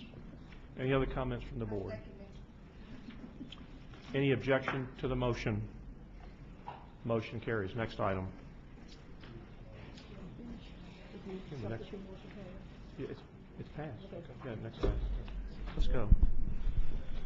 Right, the next item is on page 281, item 6.4, consideration of RSD contracts. What about 4.1? Well, wait, did we? Oh, I'm sorry, 6.4, okay. Yeah, you're right, okay. Consideration of RSD Did contracts. we approve the other one? We did approve the I other. didn't Oh, approve I'm going to vote no. Well, I asked if there was any objection. Well, I didn't hear it. Okay, 2 no votes on the last Excuse me. item. You have, Ms. Beebe and Ms. Hill voted no. Ms. Vivian voted no. Yes. That's correct. Okay, 6.4. 6.4, consideration of RSD contracts and leases of $50,000 and over. The recommendation is to approve. Mr. Chairman, Okay, is there a motion, Ms. Jones? if I might just recognize that I'll be recusing myself on this issue, on this Okay, item. all right, thank you. Is there a motion to approve? Ms. Bradford, is there a second? 6.4. Second? No second? I'll second. Ms. Bophy. Okay. Any discussion from the board? Well, wait, if you would please allow us to get to the page, you're skipping all over the place. Well, this is one of the items that moved up. 6.4 is on page 281. Okay, yes, we have conversations. May I start? Go ahead, Beebe, you start. Yes, Ms. Beebe? Okay, page 284, you know, I take issue with the amended contracts. Granted, FEMA is the funding source, but to provide additional services to accommodate the extension of the project, in addition of 4 additional site visits. And I can appreciate change orders and what have you, but I think it's time we fire the contract or we get someone to take care of business the proper way. Which contract are you talking about? I'm talking about 284. Then that's 10,000 there. Then you go to the next page. There's an additional $16,195. Well, look, I mean, we could talk about change orders if you want. We have a lower change order rate than industry standard on the capital project. It is a $2 billion capital project. You've got a change order of $16,000 or $20,000. That happens. We have, over time, have reduced our change orders. We have a change order rate that's lower than industry standard on a $2 billion project. Mr. White, you have a response for everything, but I believe Would you prefer I not? I believe in responsible government, and let me tell you, this $10,000 could buy some child's books or some school district's books, and the $16,000 could also buy resources, much needed resources to impact student achievement. And what I'm saying is, you get these contractors, you let them make the decision or the recommendation, and then they eat it if they go over budget or whatever. And that is what we do. But a change order sometimes has to be made because change to the actual design of the project has to happen. Well, and I regret it, and I'm trying to demonstrate to you through evidence that our change order rate is down, and that should show you it's down below industry standard. That should show you how much we value the commitment to efficiency that you're describing. I'm not saying I like it any more than you do, but it's somewhat a fact when you're operating dozens of capital projects. Well, that's my point. Going back to school reform, it's all about construction, buildings, dollars. You know, this is ridiculous. It's ridiculous that we're rebuilding the schools after Katrina? No, what I'm saying to you is the process and the overages and the accountability, using your term, accountability. We need to be more accountable. This is every meeting. Now, if I got this once a year, I could say, well, that's understandable. But it's every meeting, and it's about, this book is about this thick. Ms. And that's Peavy, all I'm going to say. On that level of a construction project, you're going to have more that are going to come. Mr. Garber? Yeah, I'll call the question. Let's not do that. We have. But no, and I'm not finished. We have a lot of people that have Teach been for here all day America for public contract. I comment. have one more point, one major point. All I'm saying is, give me $1 million and let me hire 24 people. I mean, do you realize, public, that this is a contract? It's a staffing agency. Why can't we go to the universities and find our own people and give them 5 or 6 weeks of professional development? You know, maybe I can speak to that, and then I know we have public comment on that item as well. With respect, our state has challenges in terms of the number of struggling schools, and that number is not getting smaller fast enough. We have 60,000 kids in our state in F-rated schools. We have 220,000 who are below grade level. We have to have a plan for that. As it happens, things are coming down the line in Caddo Parish, in East Baton Rouge Parish, in parishes around this area, where we need to make change and we need to make it fast. Teach for America and other groups can be helpful, and that is why we're here, to turn around low-performing schools. That's what this is all about. It wouldn't be the case if the systems that you mentioned were already in place and were already actually working, but they're not. You're running them off. So we're making this investment. Now, I know we've got public comment on it. I just wanted to give that context. Well, I just want, Any other comments from the board? yes, my concern, when we look at the RSD budget, Superintendent White, you're asking us to increase the budget by $3.5 million. When you look at the situation in New Orleans, and I always have to make reference to New Orleans regardless of what other board members may feel or say, but we're increasing RSD budget, and they are in the red. This is not an increase. This is not an increase in budget. Okay, so what it is? These are then? contracts. Okay, Contracts is spending money that you have. But for who? From who? For RSD. That's what it says. RSD finance. Right. The RSD, like any organization, has a budget. They're spending their money. That's what this is about. This is not about increasing money. This is about contracts for the RSD to spend money that is the RSD's money. But this is my question. We're already in the negative in New Orleans. Money that can't even be accounted for. We've heard the individuals today that came and plead with us about the contracts, especially the constructing, all the contracts that we're trying to rebuild in New Orleans. These people plead with us, had evidence, spoke against what's going on in New Orleans, and you continue to ask us to give contracts for rebuilding these schools, and I don't see no progress. I mean, you're contradicting yourself. No, One minute you're saying we're not rebuilding the buildings, then you say you're complaining about our contracts to rebuild the buildings. Which is it? Put the money where it's supposed to go and put it on paper. It looks good, Mr. White. On paper, no, let me finish. Ms. Hill, on paper, it looks good, but implementation, Mr. White, it's not. We put everything on this paper and we say we're going to do this, but when it's time to implement it, it does not. The money does not be allocated to the people that really need it, and that's what I got to say to you, Mr. White. Any other board And somebody comments gonna on go to this jail. item? Ms. Hill, you out of order. Any other board comments? Okay, we're going to go to public comments. And Ms. Barrios, you have a comment card on this?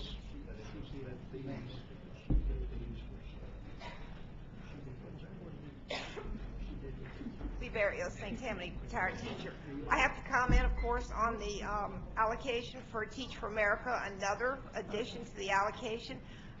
Teach for America, I know Mr. I forgot his name, the director of TFA here, has tried to make it appear that, you know, they're a poor fledgling organization, but they're not. They are massive. In 2011, they reported $220 million in annual expenses. God knows what their latest IRS reporting is for their money. Their budget in 2009 came to $38,046 spent per corps member who starts teaching, and it says that doesn't represent their salaries. Can anybody tell us where this $1.5 million actually goes that you're consistently giving? Now it says that about half of that is going to go to new teachers and 23 to retain second-year teachers. Why are we paying TFA for teachers that are in their second year of teaching? What is the money going for? If this is not just a finder's fee for unqualified teachers. I just don't understand that. Do you have any other comments?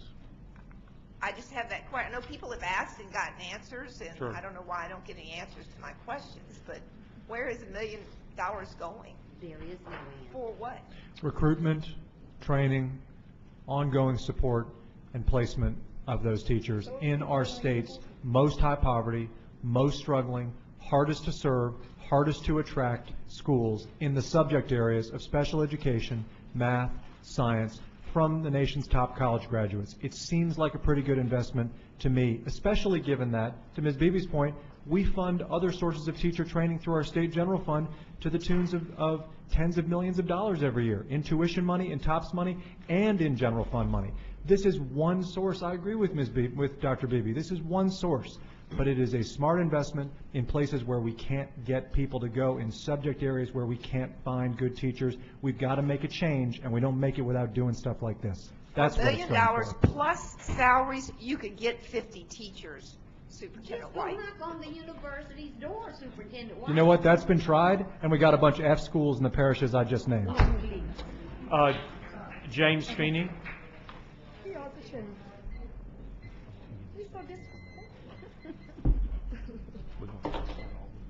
I tell you what, the university deans should come and look you in the face, Superintendent White. It doesn't have anything to do with the universities. It has something to do with the willingness to change, a willingness to try something different in a place where only half the kids can read. And so TFA may doing the best. Ms. Hill, we have a speaker. Yes. I was quietly waiting for the item that I was here to speak on, and then I heard Mr. White say something about changes coming down to the parish I live in, and I would like to respectfully request that he clarify what exactly he plans to do to further mess with East Baton Rouge Parish. So I suppose perhaps that's just a rhetorical question. No, it's not. It doesn't have to be rhetorical. Look, the state has a responsibility under the law to turn around the lowest performing schools. As it happens, the parish in which you and I both live has 24 of them. As a result, we have a plan to stabilize those schools. We're going to have great teachers and great principals. We're going to empower them. We're going to make these schools great. But it's going to be on the backs of great teachers and great parents, and great principals, getting parents involved and boosting the scores of these schools. Because the fact of it is, whether it's East Baton Rouge governed or RSD governed, we cannot tolerate 24 F-rated schools in the state's capital, in the state's higher ed university capital. We cannot tolerate it any longer, so it's going to have to come. Change is going to come. The problem is that Shreveport's also got 24. And the problem is the parishes surrounding East Baton Rouge Parish, a lot of those rural areas have the same issue. We've got a lot of these schools, we've got a lot of these challenges. We should be asking for help, not shunning help. And I have a very hard time understanding a perspective otherwise. I have a very hard time understanding a perspective where people say, we got 60,000 kids in F-rated schools, but we shouldn't be asking people for help. I don't get it. Just because the status quo is unacceptable does not mean that your unsuccessful experiment is any better. Thank you. Thank you. Okay, we have 40 comment cards in support. It isn't funny.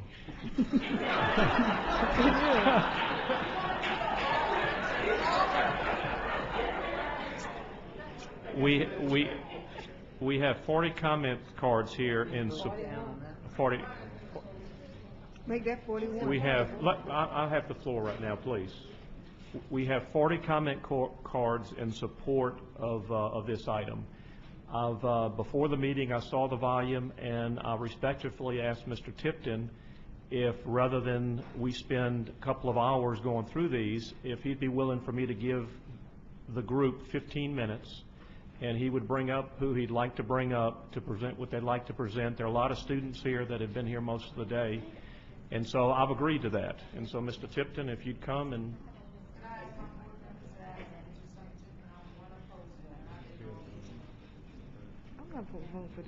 Good evening, Michael Tipton. I'm the Executive Director of Teach for America in South Louisiana. It's a pleasure to be here with you all this evening. I've got some written comments that I'm going to ask BESE staff to pass out. These are comments that were submitted to the committee chair, to the board chair, to Superintendent White, and to Ms. Cope, and wanted to make sure you all had copies. We've also had about a dozen additional emails that have been sent from folks who weren't here today. I did want to pass along that there were a bunch of people who were here earlier this evening that send their regrets from not being able to speak. So LSU System President Bill Jenkins was here to speak on behalf of Teach for America. Bobby Welch with the Dunham School wanted to say words of support, as did many, many others. So without further ado, I'll just say a quick framing of Teach for America, and then we have some students who, as mentioned, have been here throughout the day, and then a number of our school and district partners who have been here throughout the day. Teach for America has been in Louisiana for 23 years. This has been a long-term partnership, ensuring that we're continuing to try and bring outstanding folks to some of our state's highest need schools. It's one that has been in consistent demand. From rural areas of our state to urban areas of our state, we've continued to see that there is more demand for our core members than we have supply. The primary reason for that is funding. Our teachers are getting results. You all have seen the most recent Board of Regents study that came out looking at the results of new teachers. Teach for America, as part of the New Teacher Project, was rated as one of the most highly effective new teacher training programs in Louisiana. We are very proud of that. Even more than that, though, the biggest knock usually against Teach for America is that people come here for 2 years and they go somewhere else. What I'm most proud of is, as a Louisiana native, a kid born in Baton Rouge who has spent most of his life here, people are coming to our state and they're staying in our state.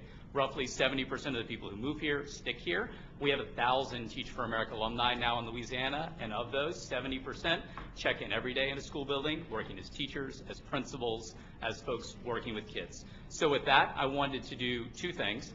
First, we have a lot of folks who've been here throughout the day, and I just wanted to ask them, if you are here in support of Teach for America, would you please stand so people can get a sense of who all has been here throughout the day?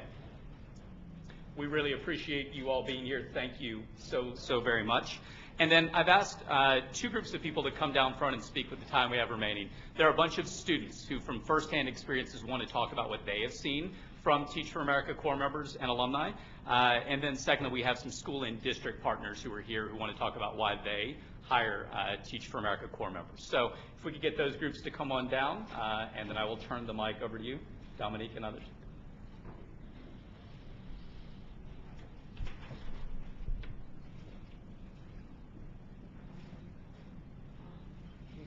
Good evening. How are you all doing? My name is Dawn Love. I'm a principal at Laurie Elementary. I'm actually here as a representative of Ascension Parish. So I kind of offer a different perspective, being that I am one of those schools, lower performing schools in a high performing district. So our TFA candidates offer for us a unique skill set that sometimes new teachers don't often have. If you could get a little closer to the microphone, please. Thank you. And that's that they come to us with a unique skill set, that being they focus on results. They look at student work, both qualitative and quantitative, and they use that on a daily basis to drive instruction. But those are tangible things, right? So what is it that they bring to us that's intangible? It's the effect on our school culture, their passion, their dedication to our students, no matter what, their attitude, that whatever it takes, we are going to dedicate ourselves to these students, moving them forward, making sure they learn more and better. And that also translates to increasing that student academic achievement, which for us it has been an issue in the past. We have 11 TFA candidates on our campus. Of that, 4 are staying with us for their 3rd year outside of their 2 initial contractual dates. So I'd just like to point out that they are an asset to our school. They are an asset to our district. We now have some serving in leadership capacity at our school as mentor teachers. So they are dedicated to not just our school and our students, but also to our district and moving our school and district forward. Thank you for your comments. State your name, if you would, before you speak. Okay. Hi, my name is Tierra Harrison, and I was a student at Madison Preparatory Academy taught by Ms. Vargo and Ms. Mitrowski. My experience with my 2 Teach for America teachers improved my relationship with science and math. Before I was taught by Ms. Vargo, I hated science. It was such a struggle that I would have failed the class. But it was so obvious how passionate she was about science and helping us learn our goals that I couldn't help but improve. By the end of the class, I received a B. It made me want more teachers with that same enthusiasm. Ms. Mitrowski, too, had that same passion when she taught. I saw how other students set goals and achieved them with the encouragement that she gave. Compared to my other teachers, I can honestly say I received more help and I learned more by the end of the semester. It is my opinion that we need more Teach for America teachers in our schools, being that Louisiana has an F in education. I believe one of the reasons is because we have more substitute teachers year-round instead of TFA teachers.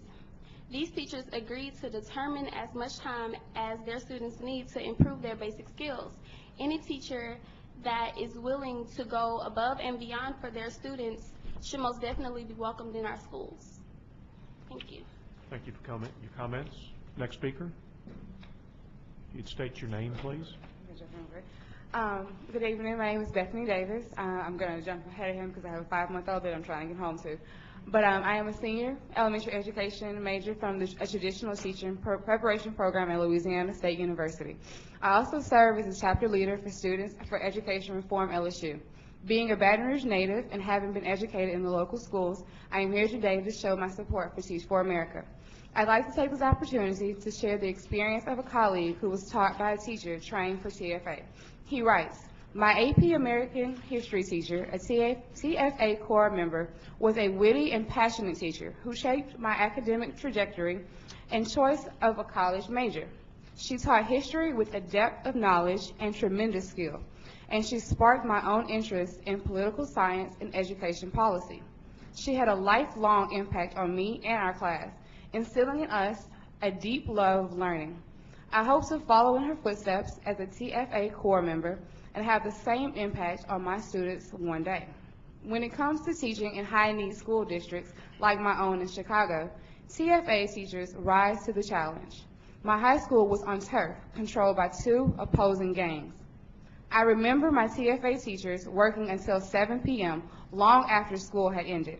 Although it was dangerous for students and teachers to walk around the neighborhood, they were willing to stay late to prepare for the next day's lesson and to tutor students after school. Their dedication put me and other students on the path to college. Although he is from Chicago, this is still relevant because it shows their impact across the nation. We need effective teachers in the classroom, whether it is from TFA or traditionally certified teachers. I want my daughter to have dedicated teachers like the one he wrote about. Strictly on the basis of the organization seeking to eliminate the educational gap between high and low socioeconomic areas, I am and will forever be in favor of anything that allows this organization to continue its work in my area and all across the nation. As a mother and a student working in local elementary schools, I often see students from low-income communities receive what can only be described as leftovers in terms of books, supplies, and sadly, teachers. As a result of this deficiency, schools in these areas are scientifically more probable to have lower retention levels, general attendance figures, and eventually graduation rates. This is not acceptable. Here we have the opportunity to help a group that genuinely seeks to right this egregious wrong. Vote in favor of funding TFA for the reason that there can never be a price too high when the future of a child is at stake. I leave you now with the TFA motto: one day, all children in this nation will have the opportunity to attain an excellent education. With your help, one day could be today. Thank you. Thank you for your comments. Good evening. My name is Roland Stewart. I'm an early graduate of Madison Preparatory Academy, graduating in the class of 2013. At Madison Preparatory Academy, we had the opportunity to have not one, but two awesome teachers, Ms. Sarah Machalski, who taught geometry, and Ms. Amanda Bargo, who taught chemistry. Teach for America has provided me a transformational impact on my personal experience. Both teachers from Teach for America made it possible for me to understand what was supposed to be taught in the simplest way. They did not and would not give up till every student knew what was going on in class. Even if the students were not willing on their own, they were there to give every child who were not willing on their own the push. I can stand here and speak for every student that has either took Ms. Vargo or Ms. Machalski, and they will tell you that they did their job well and they did it to the best of their ability. Words cannot describe how I feel about them teaching me as a student. The words, yes you can, don't give up, let's talk and make it work, are words that were encouragement to the students and that were kept in class, that made the class alive each and every day. This is what also made it exciting to go to class. Ms. Machalski and Ms. Vargo were the most excited teachers, and the students at Madison Preparatory would also agree with me. Every day, their smile was larger than the Mr. Kool-Aid Man. Their hugs, their prep talks, which all made it even more better and possible to come to class with an excited attitude. If this is what Teach for America teachers are every day, then you know what? Let's fill the schools up with them. I guarantee you that there will be more success. My long-term goal is to own my own school and possibly own my own district. I would love to have TFA teachers in my school as a part of my family and staff, just as both of Ms. Machalski and Ms. Vargo were to Madison Preparatory Academy. I support TFA. Thank you for your time and listening. Thank you for your comments. Next speaker. Dominique Ricks, senior at University of Wisconsin-Madison, by way of Bel Air High School, by way of Park Forest Middle and Park Forest Elementary. One thing I could definitely say about Teach for America, didn't have any of their teachers until my senior year of high school, and just having that was so transformative in that, because I actually ended up gaining something so powerful when I needed it the most. You can't really gauge how powerful a Teach for America teacher is based off solely how long you think they're going to stay inside of your community, because the impact outlasts that so much, especially when it comes to touching talent and refining talent. And not to speak too highly of myself, but I wouldn't be exactly in the university I am right now if it wasn't for Teach for America teachers, ones who go out their way, even outside the classroom, going as far as starting nonprofits like the Baton Rouge Youth Coalition, which now has helped 56 students into college. 91% are either on scholarship or receiving some form of financial aid, and in 4 years we've received $3 million in scholarships. It's powerful the impact they've had on each other, like just the students, and it's ran almost 100% by TFA. So not only do we have that experience, we have them touching us inside the classroom. What I can say, out of all the teachers I've had, being in Baton Rouge my entire life, no teacher has been there. No teacher has changed the culture of a classroom or a school the way people like Daniel Kahn and Lucas Spielvogel have. And anybody who knows them can speak to it. Any of their students will speak to it today if their names are even mentioned. It's powerful the way a Teach for America teacher can really change the culture of a school and change a person's life, because they believe in us so much more than what a lot of teachers that are here the entire time pretend to. So much we get stuck inside tradition, this whole idea of tradition, and tradition is supposed to be good. We get stuck in that way too much.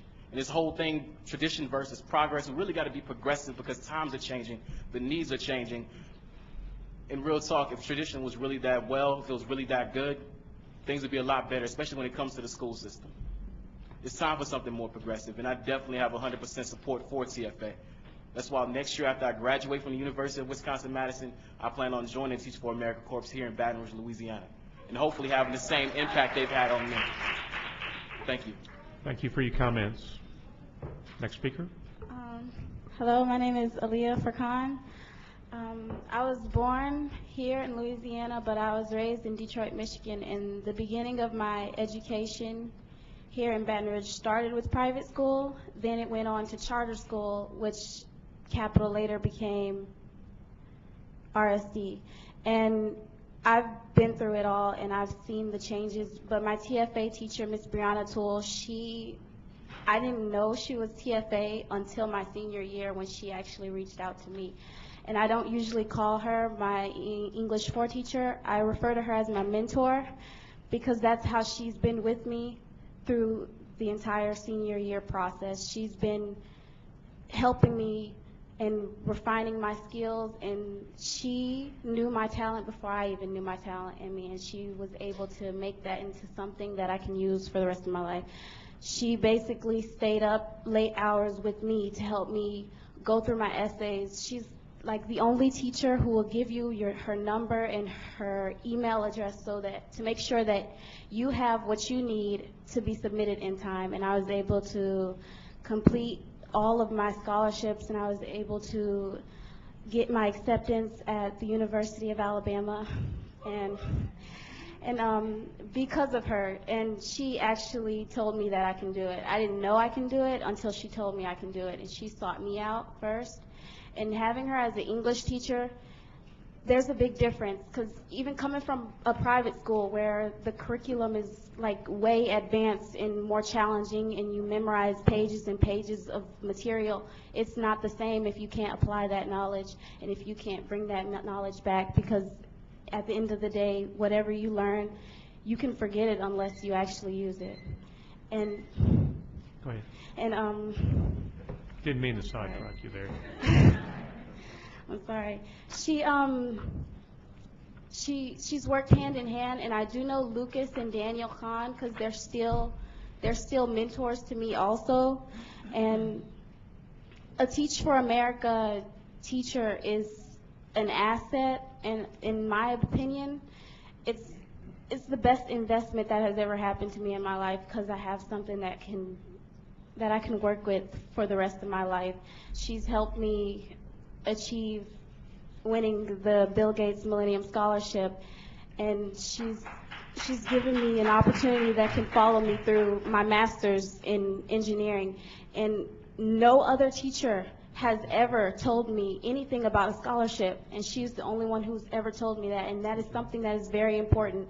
You can learn all of the polynomial graphs and trigonomic equations, but it doesn't matter if you cannot get into the college that you need to get into, because you cannot take that anywhere further. Thank you. Thank you for your comments. Okay. Sir? I'm Scott Steckler. I'm the principal at George Cox Elementary School in Jefferson Parish. I've been there, I finished 25 years, and I was 8 years as a principal before that. It is extremely difficult to follow these children. But I'm so pleased to have the moment to say something very positive. The school where I am is high poverty, high disability, and low English proficient students. It's not easy. It is not a school where people can come to very easy, where people are easily attracted to teach. It's tough. It's really tough. And I remember the days when at a restaurant I would say to the waitress, hey, how would you like to teach first grade? Because there was no one available. When I started getting Teach for America teachers, the contribution, the commitment is incredible. It's unbelievable. At this time at my school, I have a Teach for America who's been with me for 10 years. Kristen does everything at the school. I told her when she leaves I have to close the school because I couldn't possibly do all that work. She was gone for a semester doing the school, and I had 4 people doing the work that she does. I have Erin Wallace there. She's been there for 5, 6, maybe 7 years. 3rd grade scores, the best in the school. I have Claire Grubbs there. She's been there for 4 years. 5th grade, you don't even have to worry about it. She's got it under control. I have a teacher that just is leaving after 2 years. She was there before me every day. She's there after me every day, and I'm a workaholic. I'm a 7 to 7 principal. After all these years, here's the thing. This is the most important thing. Who cares about anything else? All we care about is the test scores, or at least that's how I've become. This is what I've become. And so after all this time, this is what I know. I had 1 vacancy that I anticipated this year. What did I do? I called Teach for America and said, you got somebody for me? Because why? Only for the test scores. You know, I don't, if it was Fred's rent a teacher, that'd be fine. But here, with Teach for America, I know I have the test score coming in. And although whether she stays 2 years or whether she stays 4, it doesn't make any difference. The contribution from all of the Teach for America teachers that I've had has been substantial and has been amazing. And so that's what I wanted to tell you. And I'm so delighted that I was here for all this time because I heard you talk about, hey, let's reward schools for student improvement. And I just have to say on behalf of all the principals who have tough schools, yeah, please do that. Please do. And by the way, I will be a top gainer this year. Thank you very much. Thank you for your comments. Is that it, Mr. Tipton? That's it. I'd be more than happy to answer questions if anybody would like to hear. We've got 30-plus others who would be happy to speak, but in interest of time this evening, I'll answer questions if you have them, or happy to yield the floor. Any questions? Mr. Chairman? Mr. Lee? I don't have a question, but I do want to make a comment. While there's been some very strong support comments made, one of the strongest that I see is a letter from one of the true educational leaders in the state, the superintendent in Ascension Parish, that has a very successful school system, and she's a very strong superintendent. She's written a very strong support for the Teach for America teachers that she has employed in that school system. And that speaks volumes, I think, about the support for this program. Thank you, Mr. Lee, for your comments. Thank you. She sends her regrets. They have a board meeting at the exact same time, and she and her team passed along that the folks from Ascension had to be here through the end because they wanted to make sure to show the district's incredible support for Teach for America. She's been a huge champion and is a great partner with us. Thank you for your comments. Ms. Hayes, I'm getting ready to get to you. I'm going to, rather than reading the 37 names in support, we're going to enter them into the record. Ms. Joyce Haynes with LAE. I'm Joyce Haynes, president of the Louisiana Association of Educators, and I am a proud product of the public school system. And I will tell you once again that I worked my way through school as a teacher's aide, and I've worked my way through every bit of what I needed to do to educate myself so that I could always be the best that I could be, and that I could represent Louisiana anywhere that I would go in this country or nation, in this nation or in this world. But I also will say to you, my objection is not to the TFAs on a personal basis, for some of my best friends are TFAs. They stayed, they got certified, and they're leaders in our association. But what I do object is to all of the other things that we hear and see. For example, I object to a flawed evaluation system that is taking our teachers out, causing them to leave, leaving us with low morale. for the first time, John White, our superintendent, really, when he said, we have a bunch of failing schools, as though our teachers are the one, all of our teachers are not the ones causing failures in our schools. I will remind you, the case against standardized tests needs to be made. For your core is that of your teachers. And if all of them went home and didn't open up school this coming year because you decided that TFAs are better than they are, I think you would have a problem. I want this superintendent and you, Board of Elementary and Secondary Education, you stand up for the educators in this state. TFAs are not the only ones making changes here. We live our dash for the children that we teach. I have been insulted more than once, and I'm not going to take the time to tell you every last one of them, but I will say to you, let's show some respect for those teachers in the trenches that are doing their job. You keep telling me you're trying to find the ones who are not doing their jobs. I don't think you're doing yours. Because let me tell you something, all of our children do not come to school wearing the same size shoes. So they're not all learning at the same pace. They're not all going to make 100 on a standardized test by 2014, as your application says to the U.S. Department of Ed. Understand me well. If we take the time to get certified to be in a classroom, and then you turn around and pass, it wasn't you, it was the legislators, passing a law saying you don't have to be certified in a charter school.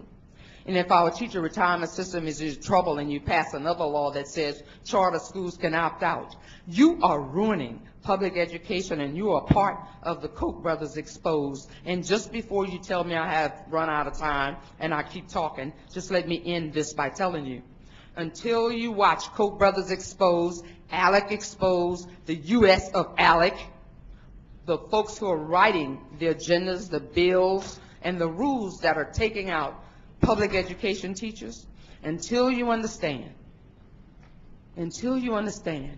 that some of us have dedicated our lives to the classroom and you show us no respect. We've been locked out of the Capitol. We've been talked about. We've been called anything and everything but the child of God. But there is a God.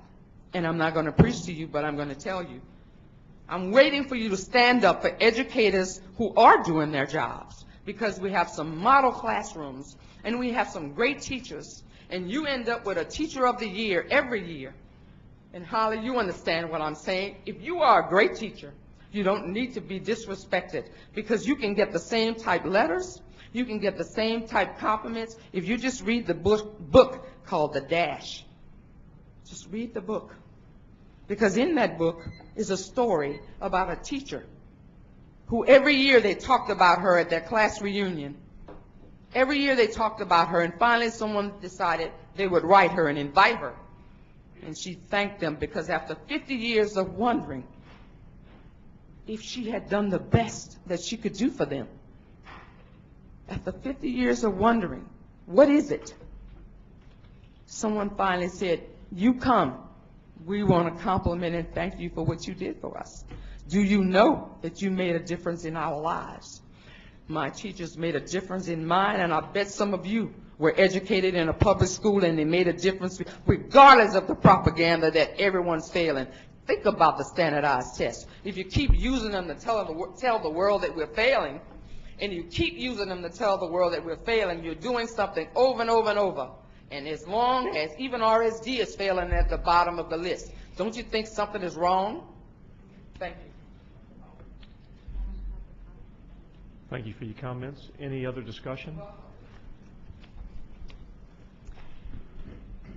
So what I have to say is that, one, I appreciate the people who have been patient with us. We're going on 13 hours, I believe. And I don't think that it's an either or. Like, I appreciate all of the wonderful things that people have come forward and said about their teachers and the Teach for America program. And I don't think that in any of those comments it was an either or. We're not looking at a situation here to where you have to have an either or. I think that we have a lot of needs in our school system, and then we have to be willing to say we're going to meet those needs no matter what.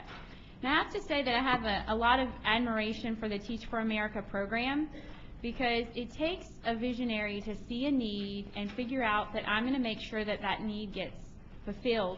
And the trouble that I have with our traditional education programs is that we don't have people who are mentoring, who are helping people refine their skills. It's not just the students who get supported in this Teach for America program, but I can tell by spending time with Ms. Orange Jones and what I know about Mr. Tipton is that the people who are in the program get supported.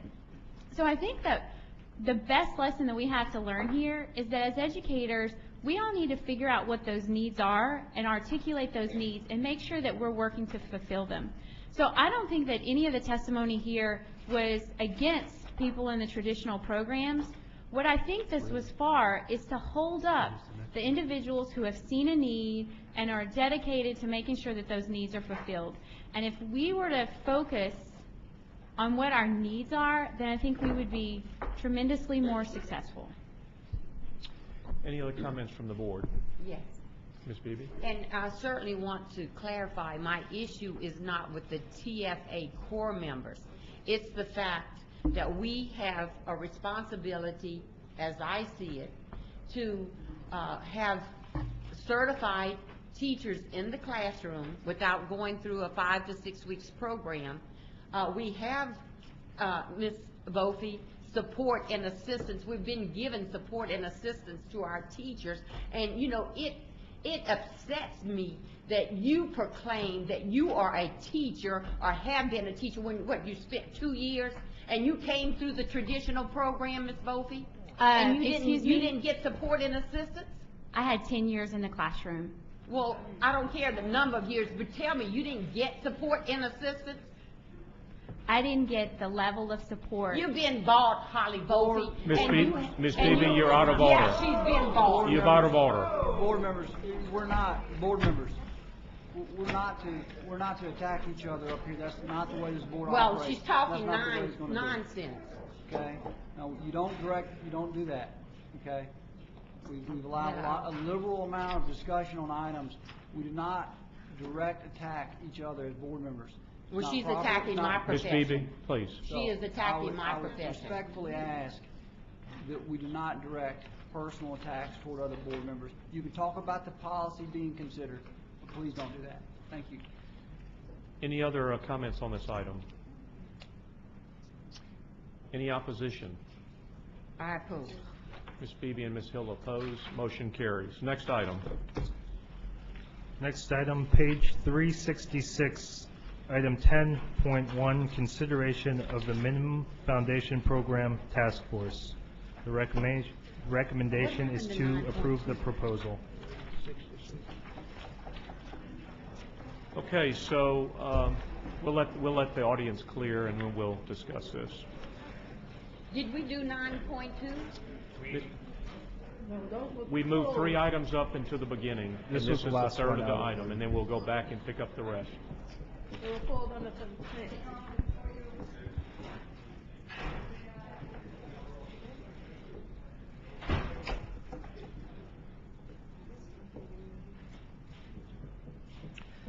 Okay, going back to our March 2013 meeting, the board had an item that directed the department to submit a proposal back to us for a MFP task force. It came up again in April, and we pushed it to this meeting for them to come back with their recommendation. The discussion was really generated around the challenges with the 2012-2013 MFP, and coming to next year's MFP, and we had to wait for the legislature to meet to see where we were and where we were headed. The intent of this task force is to, within the next half a year before we have to vote on the 2014-2015 MFP, is to study the issues, come back with some recommendations back to this board from the task force on any modifications that we want to make to the process. So I'll leave it at that. I'm giving the history, and I'll open the discussion to the board. I'd like to make a motion. Okay? Go ahead, Ms. Bofi. So I would like to move that we approve the task force as it's recommended with some additions. Those additions include adding 1 public school parent, the 2 other members of the BESE Finance Committee, and a president or designee of the Associated Professional Educators of Louisiana, the Louisiana Association of Educators, and the Louisiana Federation of Teachers. Okay, so that's a motion to amend the makeup of this task force based on what was published. That's the, and we have a second by Mr. Romer. I need to clarify that that would bring the total to 2 parents on this task force. If that wasn't clear. I'd like to offer a substitute motion to include those she named and also the representative from the LSBA. These individuals bring great resources. They have the insight, and so that's my substitute motion. Mr. Chairman? Yes, Mr. Lee. Rather than add another member, as Dr. Beebe is proposing, couldn't this, there's already a school board member designated here, could that just be retitled and say School Board Association Representative? That would keep from adding another member to the committee. So we have a second. Mr. Lee is recommending that instead of adding another member of the committee, that we make the school board member appointed by the School Board Association, Ms. Beebe. No, because, no, I want my substitute motion to stand. Okay, there's a substitute motion. Is there a second to the substitute motion? I'll second. Ms. Hill? Any discussion on the substitute motion?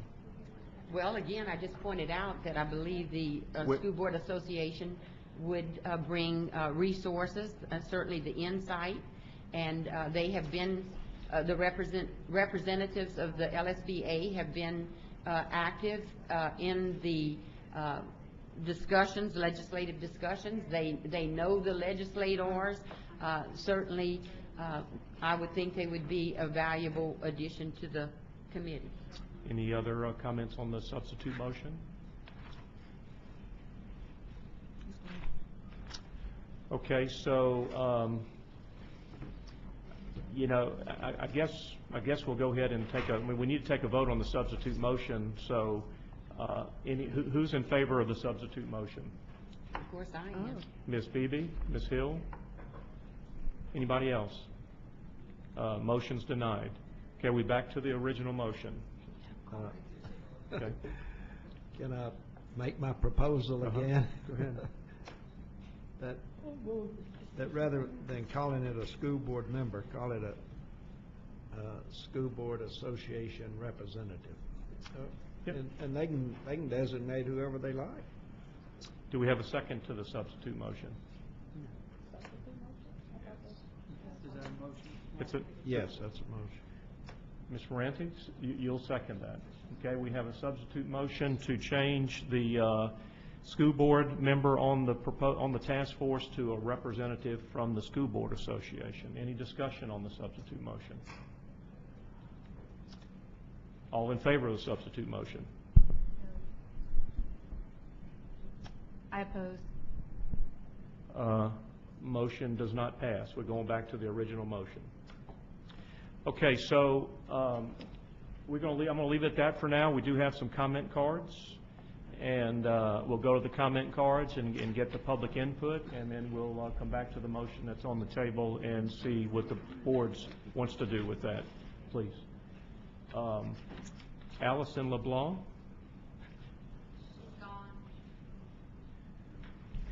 Lee Barrios. Joyce Haynes. Steve Monahan.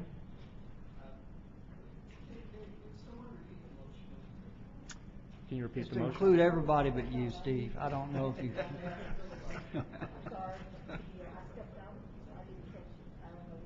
Okay, Ms. Bofi, would you repeat the substitute motion? I'm sorry.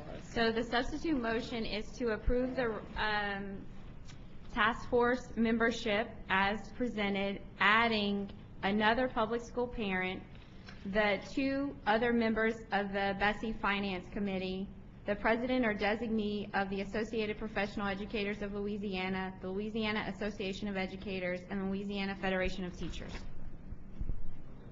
Okay. Sean Fleming.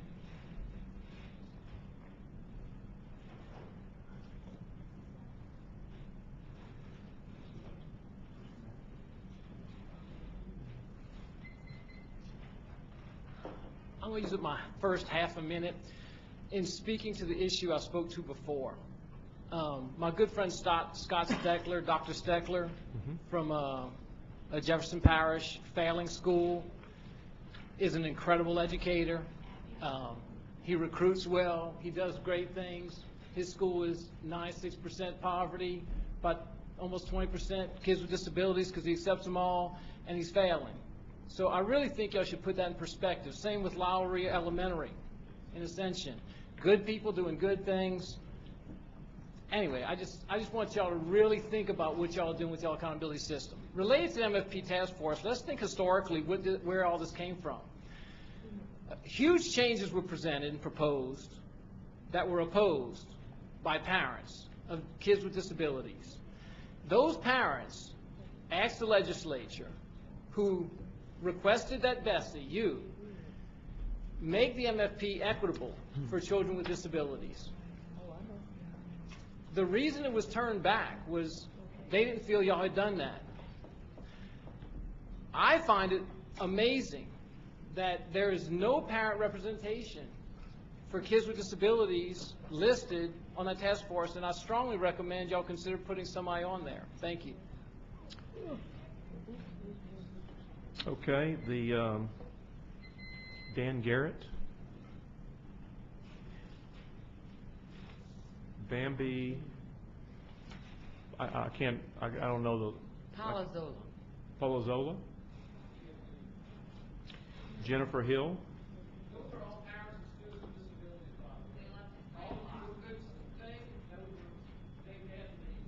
Appreciate that comment. Okay, so that's all the public comment. Any further discussion on the motion? Any objection to the motion? Ms. Hill? Motion carries. Next item. We are now returning back to the normal order. Next is page 58, item 4.1, consideration of MFP accountability reports. The recommendation is to approve. Do I have a motion to approve? So moved. Who was that? What page? Ms. Bradford, is there a second? I'll second. Mr. Romer, we're on page 58. Any discussion on this item? Any objection? Motion carries. Next item. Page 110, item 4.2, consideration of discussion of the MFP formula. So moved.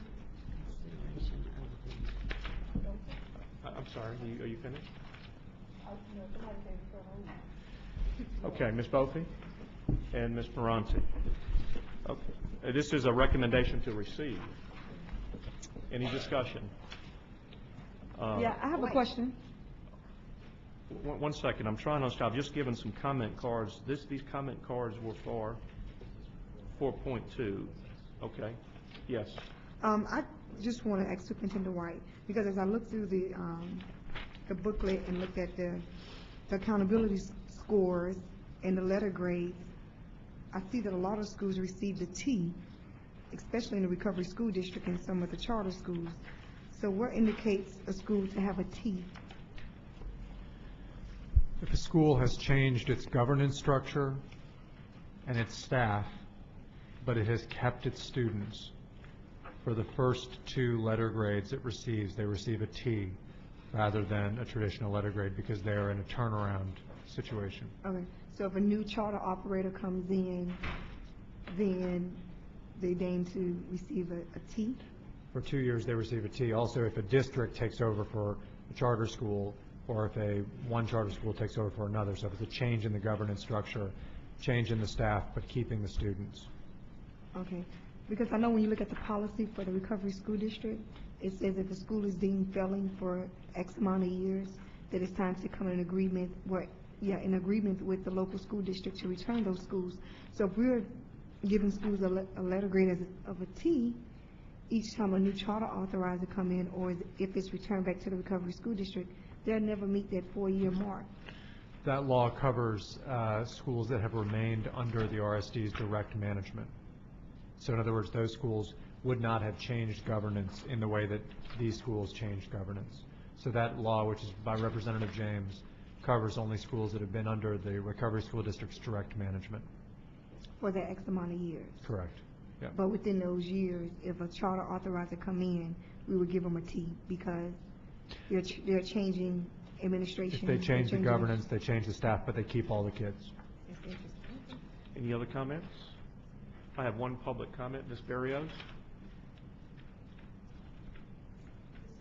4.2.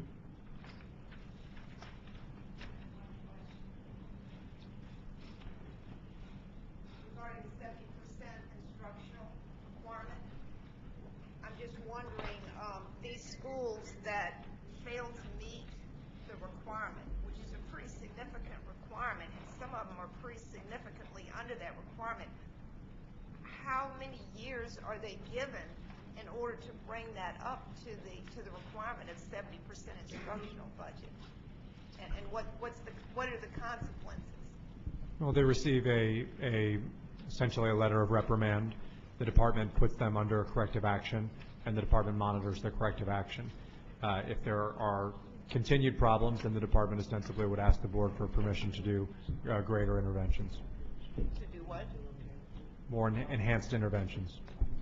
So how many years before, if they fail to do that, they're out of business, so to speak? I think that's a judgment. It's a case-by-case judgment call. There's no set-in-stone rule about it. Any other discussion by the board? Any objection to the motion? Motion carries. Next item. Next item, page 118, item 5.2, consideration of federal state grants and allocations to LEAs, Type 2 charters, approved non-public schools, and community-based organizations. The recommendation is to approve. So moved. Ms. Bofi, Ms. Bradford. Any discussion on this item? Yes, I have some questions. Ms. Beebe? On page 4, item 3, Hurricane Katrina foreign contributions. So what is that? What does that mean? This is a program that's designed to address, in essence, planning needs for both public and non-public schools in the wake of Hurricane Katrina, schools that were in operation in the 2006-2007 year. This is federal monies, but they're donations from other countries that resulted of Katrina. They can be used in a variety of educational purposes. Okay, that's what I thought it was. Again, we have a number of items dealing with the expanded choice programs.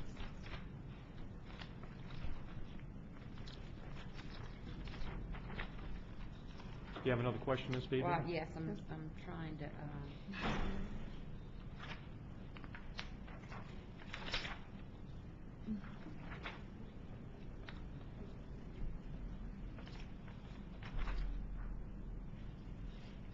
Okay, on page 147, the charter schools transformation, again, the Recovery School District, that's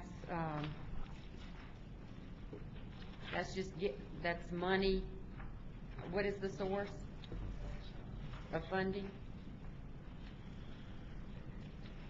I'm just turning to the page. 147.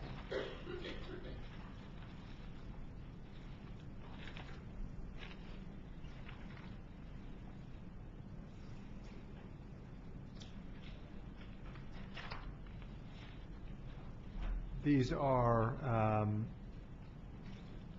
this is an HE allocation. Okay, an HE. Right. Okay, and then there's another,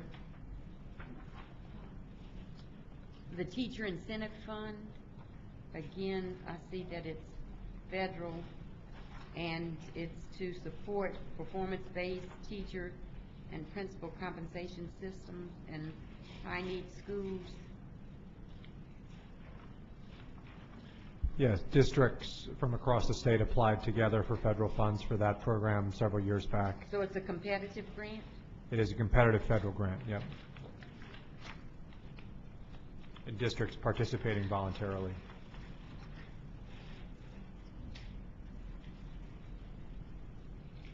Any other questions, Ms. Beebe? No, I'll pass. Any other discussion from the board? Any objection to the motion? Motion carries. Next item. Oh, I'm sorry, Ms. Barrios, you had a card. Do you want to speak? Okay. Thank you. Next item is on page 164, item 5.3, consideration of LDE contracts and leases of over $50,000 and over. The recommendation is to approve. Do I have a motion to approve? I'll move approval. Mr. Romer, seconded by Ms. Moranti. Any discussion on this item? Do you have any cards? I would like to mention that while there are a number of contracts here, the board members had expressed concerns about the Lessard contract at the last meeting. This came up, and there was some concern that, why weren't we addressing it at the last meeting? You'll notice that it is on for approval today. Any further discussion from the board? Ms. Barrios, you have a card. Would you like to speak? Okay. Any objection to the motion? Motion carries. Next item. Next item is on page 243, item 5.4, consideration of a report from education finance staff concerning type 2 charter school budgets and expenditure reports, including irregularities or concerns. The recommendation is to receive. You have a motion to receive? I'll move receive. Mr. Romer? Ms. Bradford seconds it. Any discussion on this item? Yes, sir. Clarification, Mr. Giat, it says that, so we're receiving the report just saying that these charters have, some have, that they've been reviewed, but they're pending further clarification. So what is the further clarification? We provide this report 3 times per year. The department reports on the status of type 2 budgets and reports at each of these times. But this is a standard item. It provides just you an update on the fiscal status of the type 2 charter schools. Because we don't have an end-of-year reconciliation yet, you're not going to have conclusive data at this time. We will have that in October.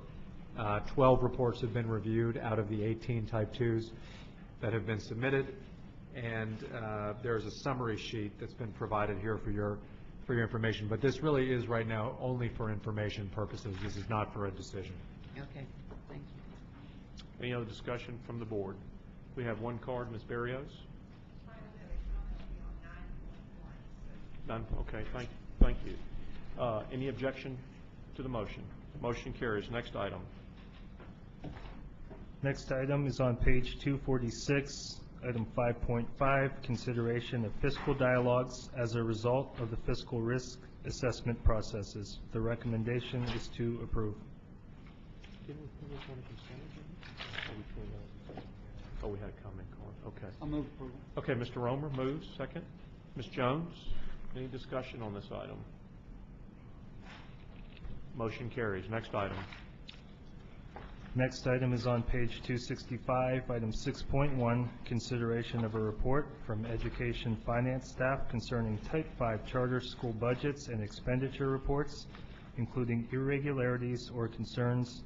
The recommendation is to receive. Do I have a motion to receive? Ms. Bradford, a second? Second. Ms. Jones? Any discussion on this item? I want to ask a question. Mr. Lee? On page 271, Linwood Charter School, can we assume that that's being addressed, Superintendent White? It's being addressed from which perspective?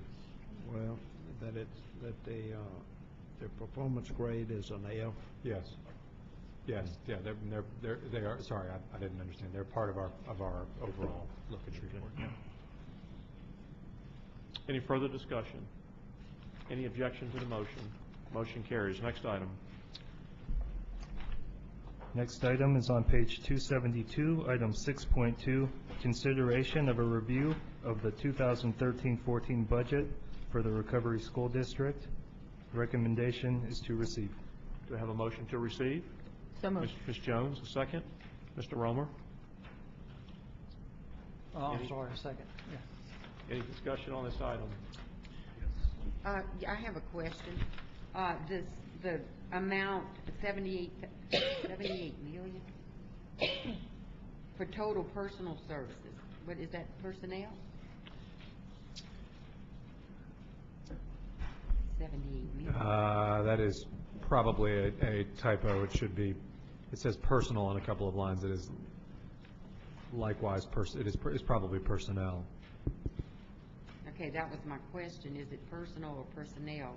That's a significant dollar amount. That's 78 million? But no, it's throughout. Yes, it says personal.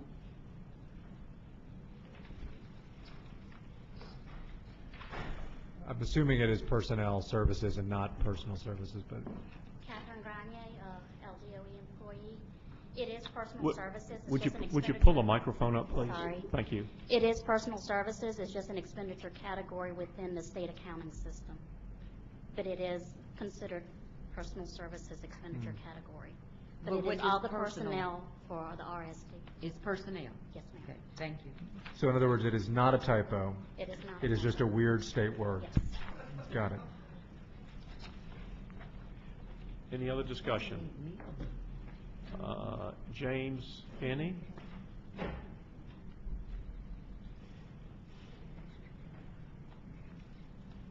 So, $339 million for a fiscal year that starts in 12 days, described in 7 pages. Since this is my last time to come up here before I leave for the evening, I'll wave in advance on 6.4. I brought a visual effect. That document is what East Baton Rouge Parish provides for their general fund for the fiscal year that starts in 12 days. Several hundred pages describing a budget of the same magnitude.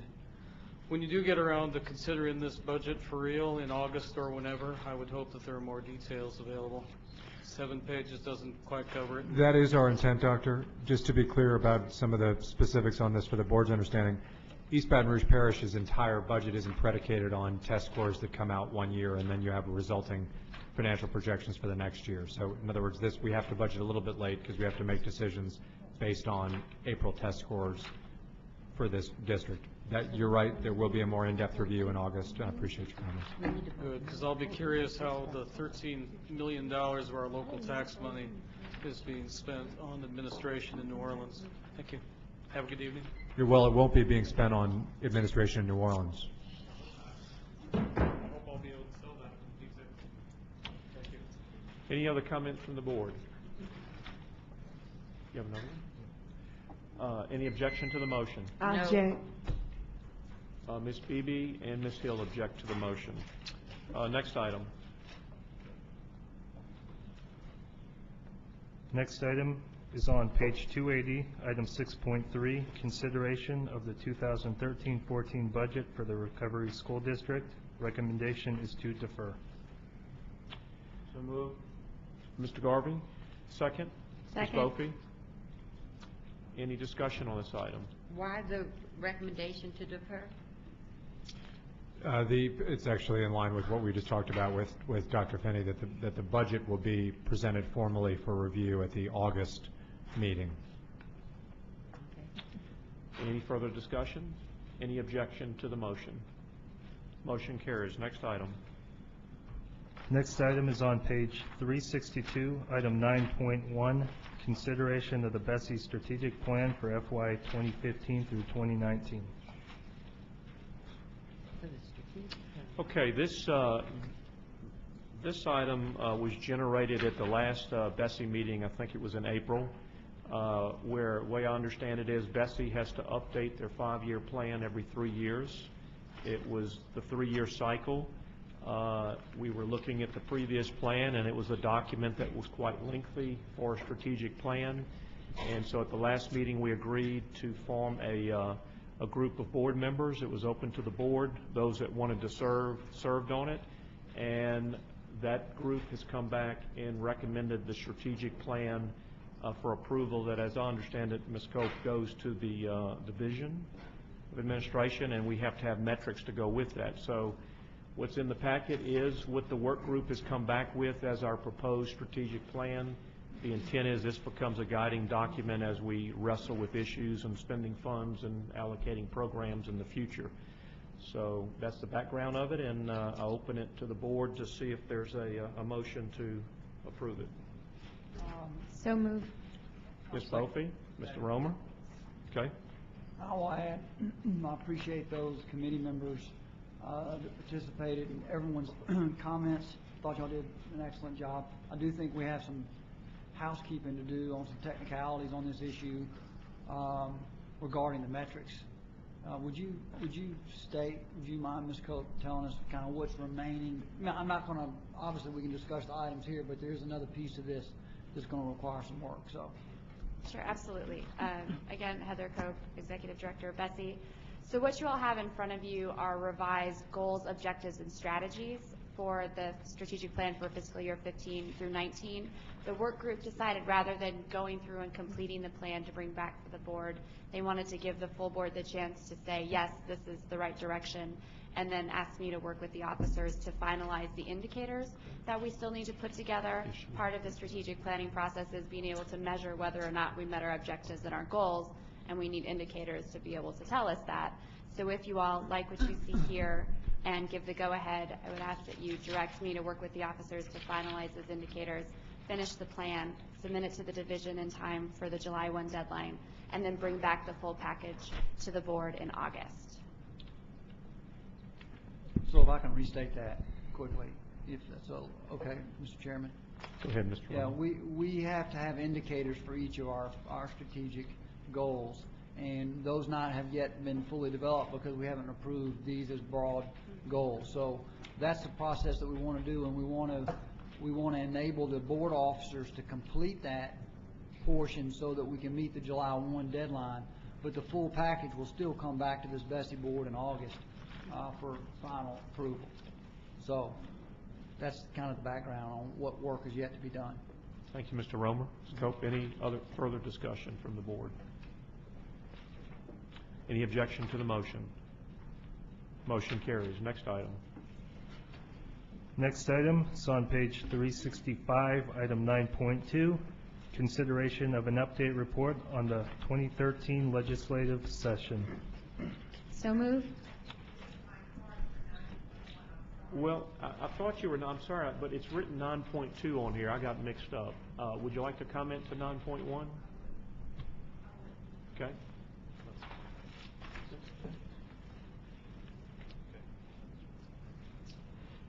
I stayed for this because I thought it was important at this point. I do believe in planning ahead. I think it's something that hasn't happened too often lately with the department. Things just come all of a sudden, and pilots never really go through their whole process. But for your goal, I just had 3 concerns. Your stated goal to expand high-quality P-12 college and career-ready pathways that align to workforce demands. Education is so much more than aligning to workforce demands. It sounds terrible, it is terrible, and it pushes aside so many of the other objectives of education. I really hope that you look at restating that and rethinking that overall goal. The second comment is under maintaining a system of high quality and accountable educational options. Under your strategies, number 2, you have increased outcomes for all students through a performance-based system that meets the individual needs of each child. It sounds wonderful. If it's true, if it comes about, to me it would spell the end of standardization and high-stakes standardized testing and replace it with a true performance-based system that was individualized, that did meet the individual needs of each child. So I hope that is an important issue for you all. And under the last goal, under strategies, annually create and approve an equitable and adequate MFP formula that rewards increases in student outcomes. That was something that was put in the MFP that did not pass this year for gifted and talented students and for special ed, really. And I hope that it is removed completely from this, the idea that an MFP or funding for students would be based on their, at this point, test scores or whatever you consider to be an increase in a student or a successful student outcome is a terrible idea. It's not what education or educators base their educating of children on, because all children will not produce at any given time in their educational career good test scores or high test scores. And I think it would spell doom for some of those schools and systems that serve those children, that will never, and I know it's not politically correct to say, that will never achieve those high standards of standardized testing requirements. Thank you. Thank you, Ms. Berrios. Any other comments on this item? Well, I guess the motion is passed, so let's move to the next item. Next item is on page 365, item 9.2, consideration of an update report on the 2013 legislative session. The motion is to receive. Members, we can receive the item, but we need to, there is some work remaining in regard to this board presenting to joint budget information in regard to the MFP. So I have prepared a motion based on what the legislature passed and asked us to do that would allow me to represent this board at joint budget if required, or certainly send a statement on behalf of this board to joint budget for their consideration, which concurs with the actions they took in HB1, which includes the increased funding of almost $70 million outside of the traditional MFP formula. So if you will bear with me, and I'll be glad to answer more questions. I'm going to make the motion, and then I'll be glad to talk about it. It says, I move that the board concur with the fiscal year 2013 and 14 funding levels appropriated for K-12 education in House Bill 1 by the Louisiana legislature, which maintains the base per pupil amount of $3,855 in the MFP and includes the equivalent of an increase of $106 in the base per pupil MFP amount, and direct the board president, which is me obviously, to inform the appropriate legislative bodies of the board's actions. So what this allows me to do is, if requested, I can give the sentiment to joint budget that we concurred with what they did in HB1 with funding for K-12 education, which was a fairly significant increase in funding, which was monies they did not actually have identified when we started our MFP process. So that's my motion, and I would appreciate a second. Second. Mr. Garvey, seconded. Motion by Mr. Romer. Any discussion on that item?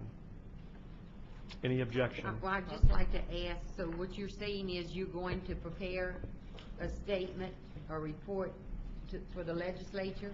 It will say exactly what I read. It will report to the joint budget that we concurred with their actions in HB1 is in essence what it says. And if they ask me to comment, I need us to have taken a position that we concur so that I can actually testify to that. Okay, and before we take action on this, I did make a request of Ms.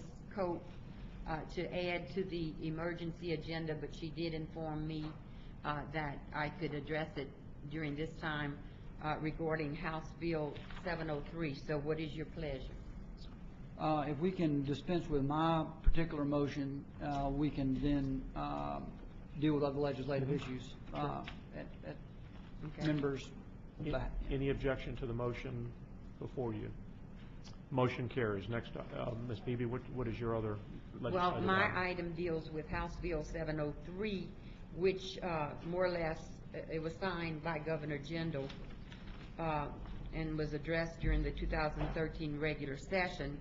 And it's important that we comply with this legislation to have our Department of Ed employees who have out-of-state license to register their motor vehicles and to get a Louisiana driver's license. And I know this becomes effective, the law goes into effect on September 15th, but I would ask Superintendent White to proceed to have this requirement met by all LDOE employees who meet this description, and that a report be given as to the compliance.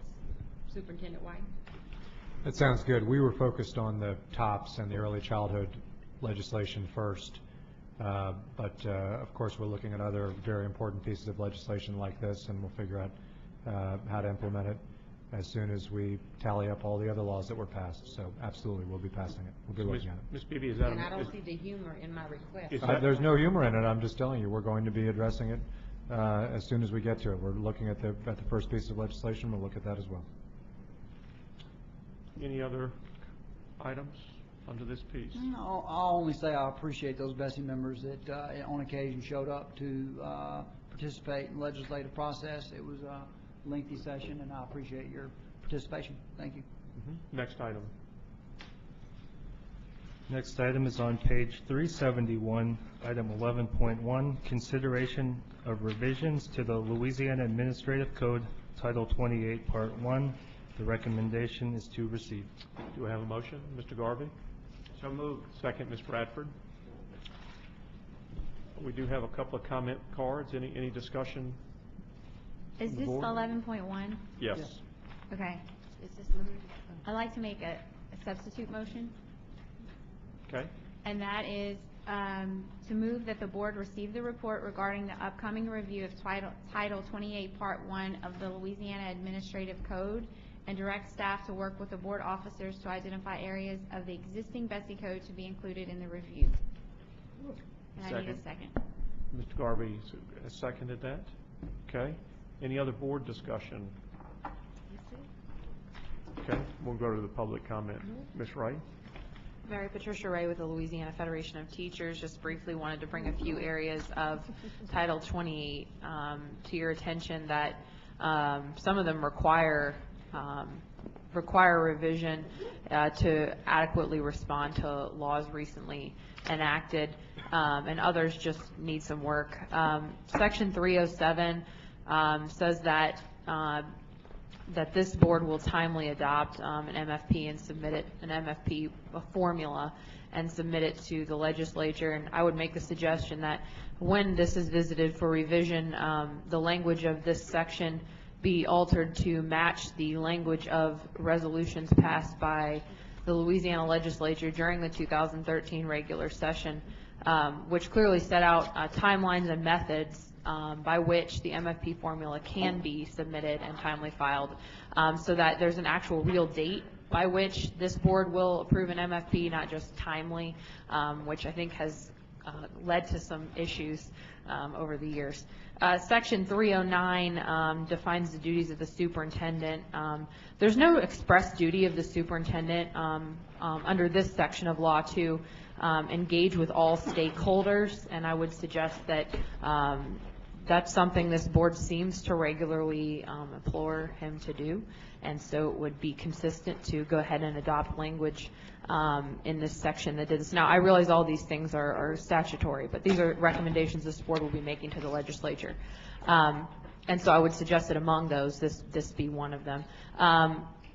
Another is that even though review of the superintendent is covered under other rulemaking, I would suggest that this is actually an appropriate place to insert language about annual review of the superintendent, laying out the procedures for when that will occur, and a proper procedure for delaying it if it's going to be delayed, a procedure for this board to delay it.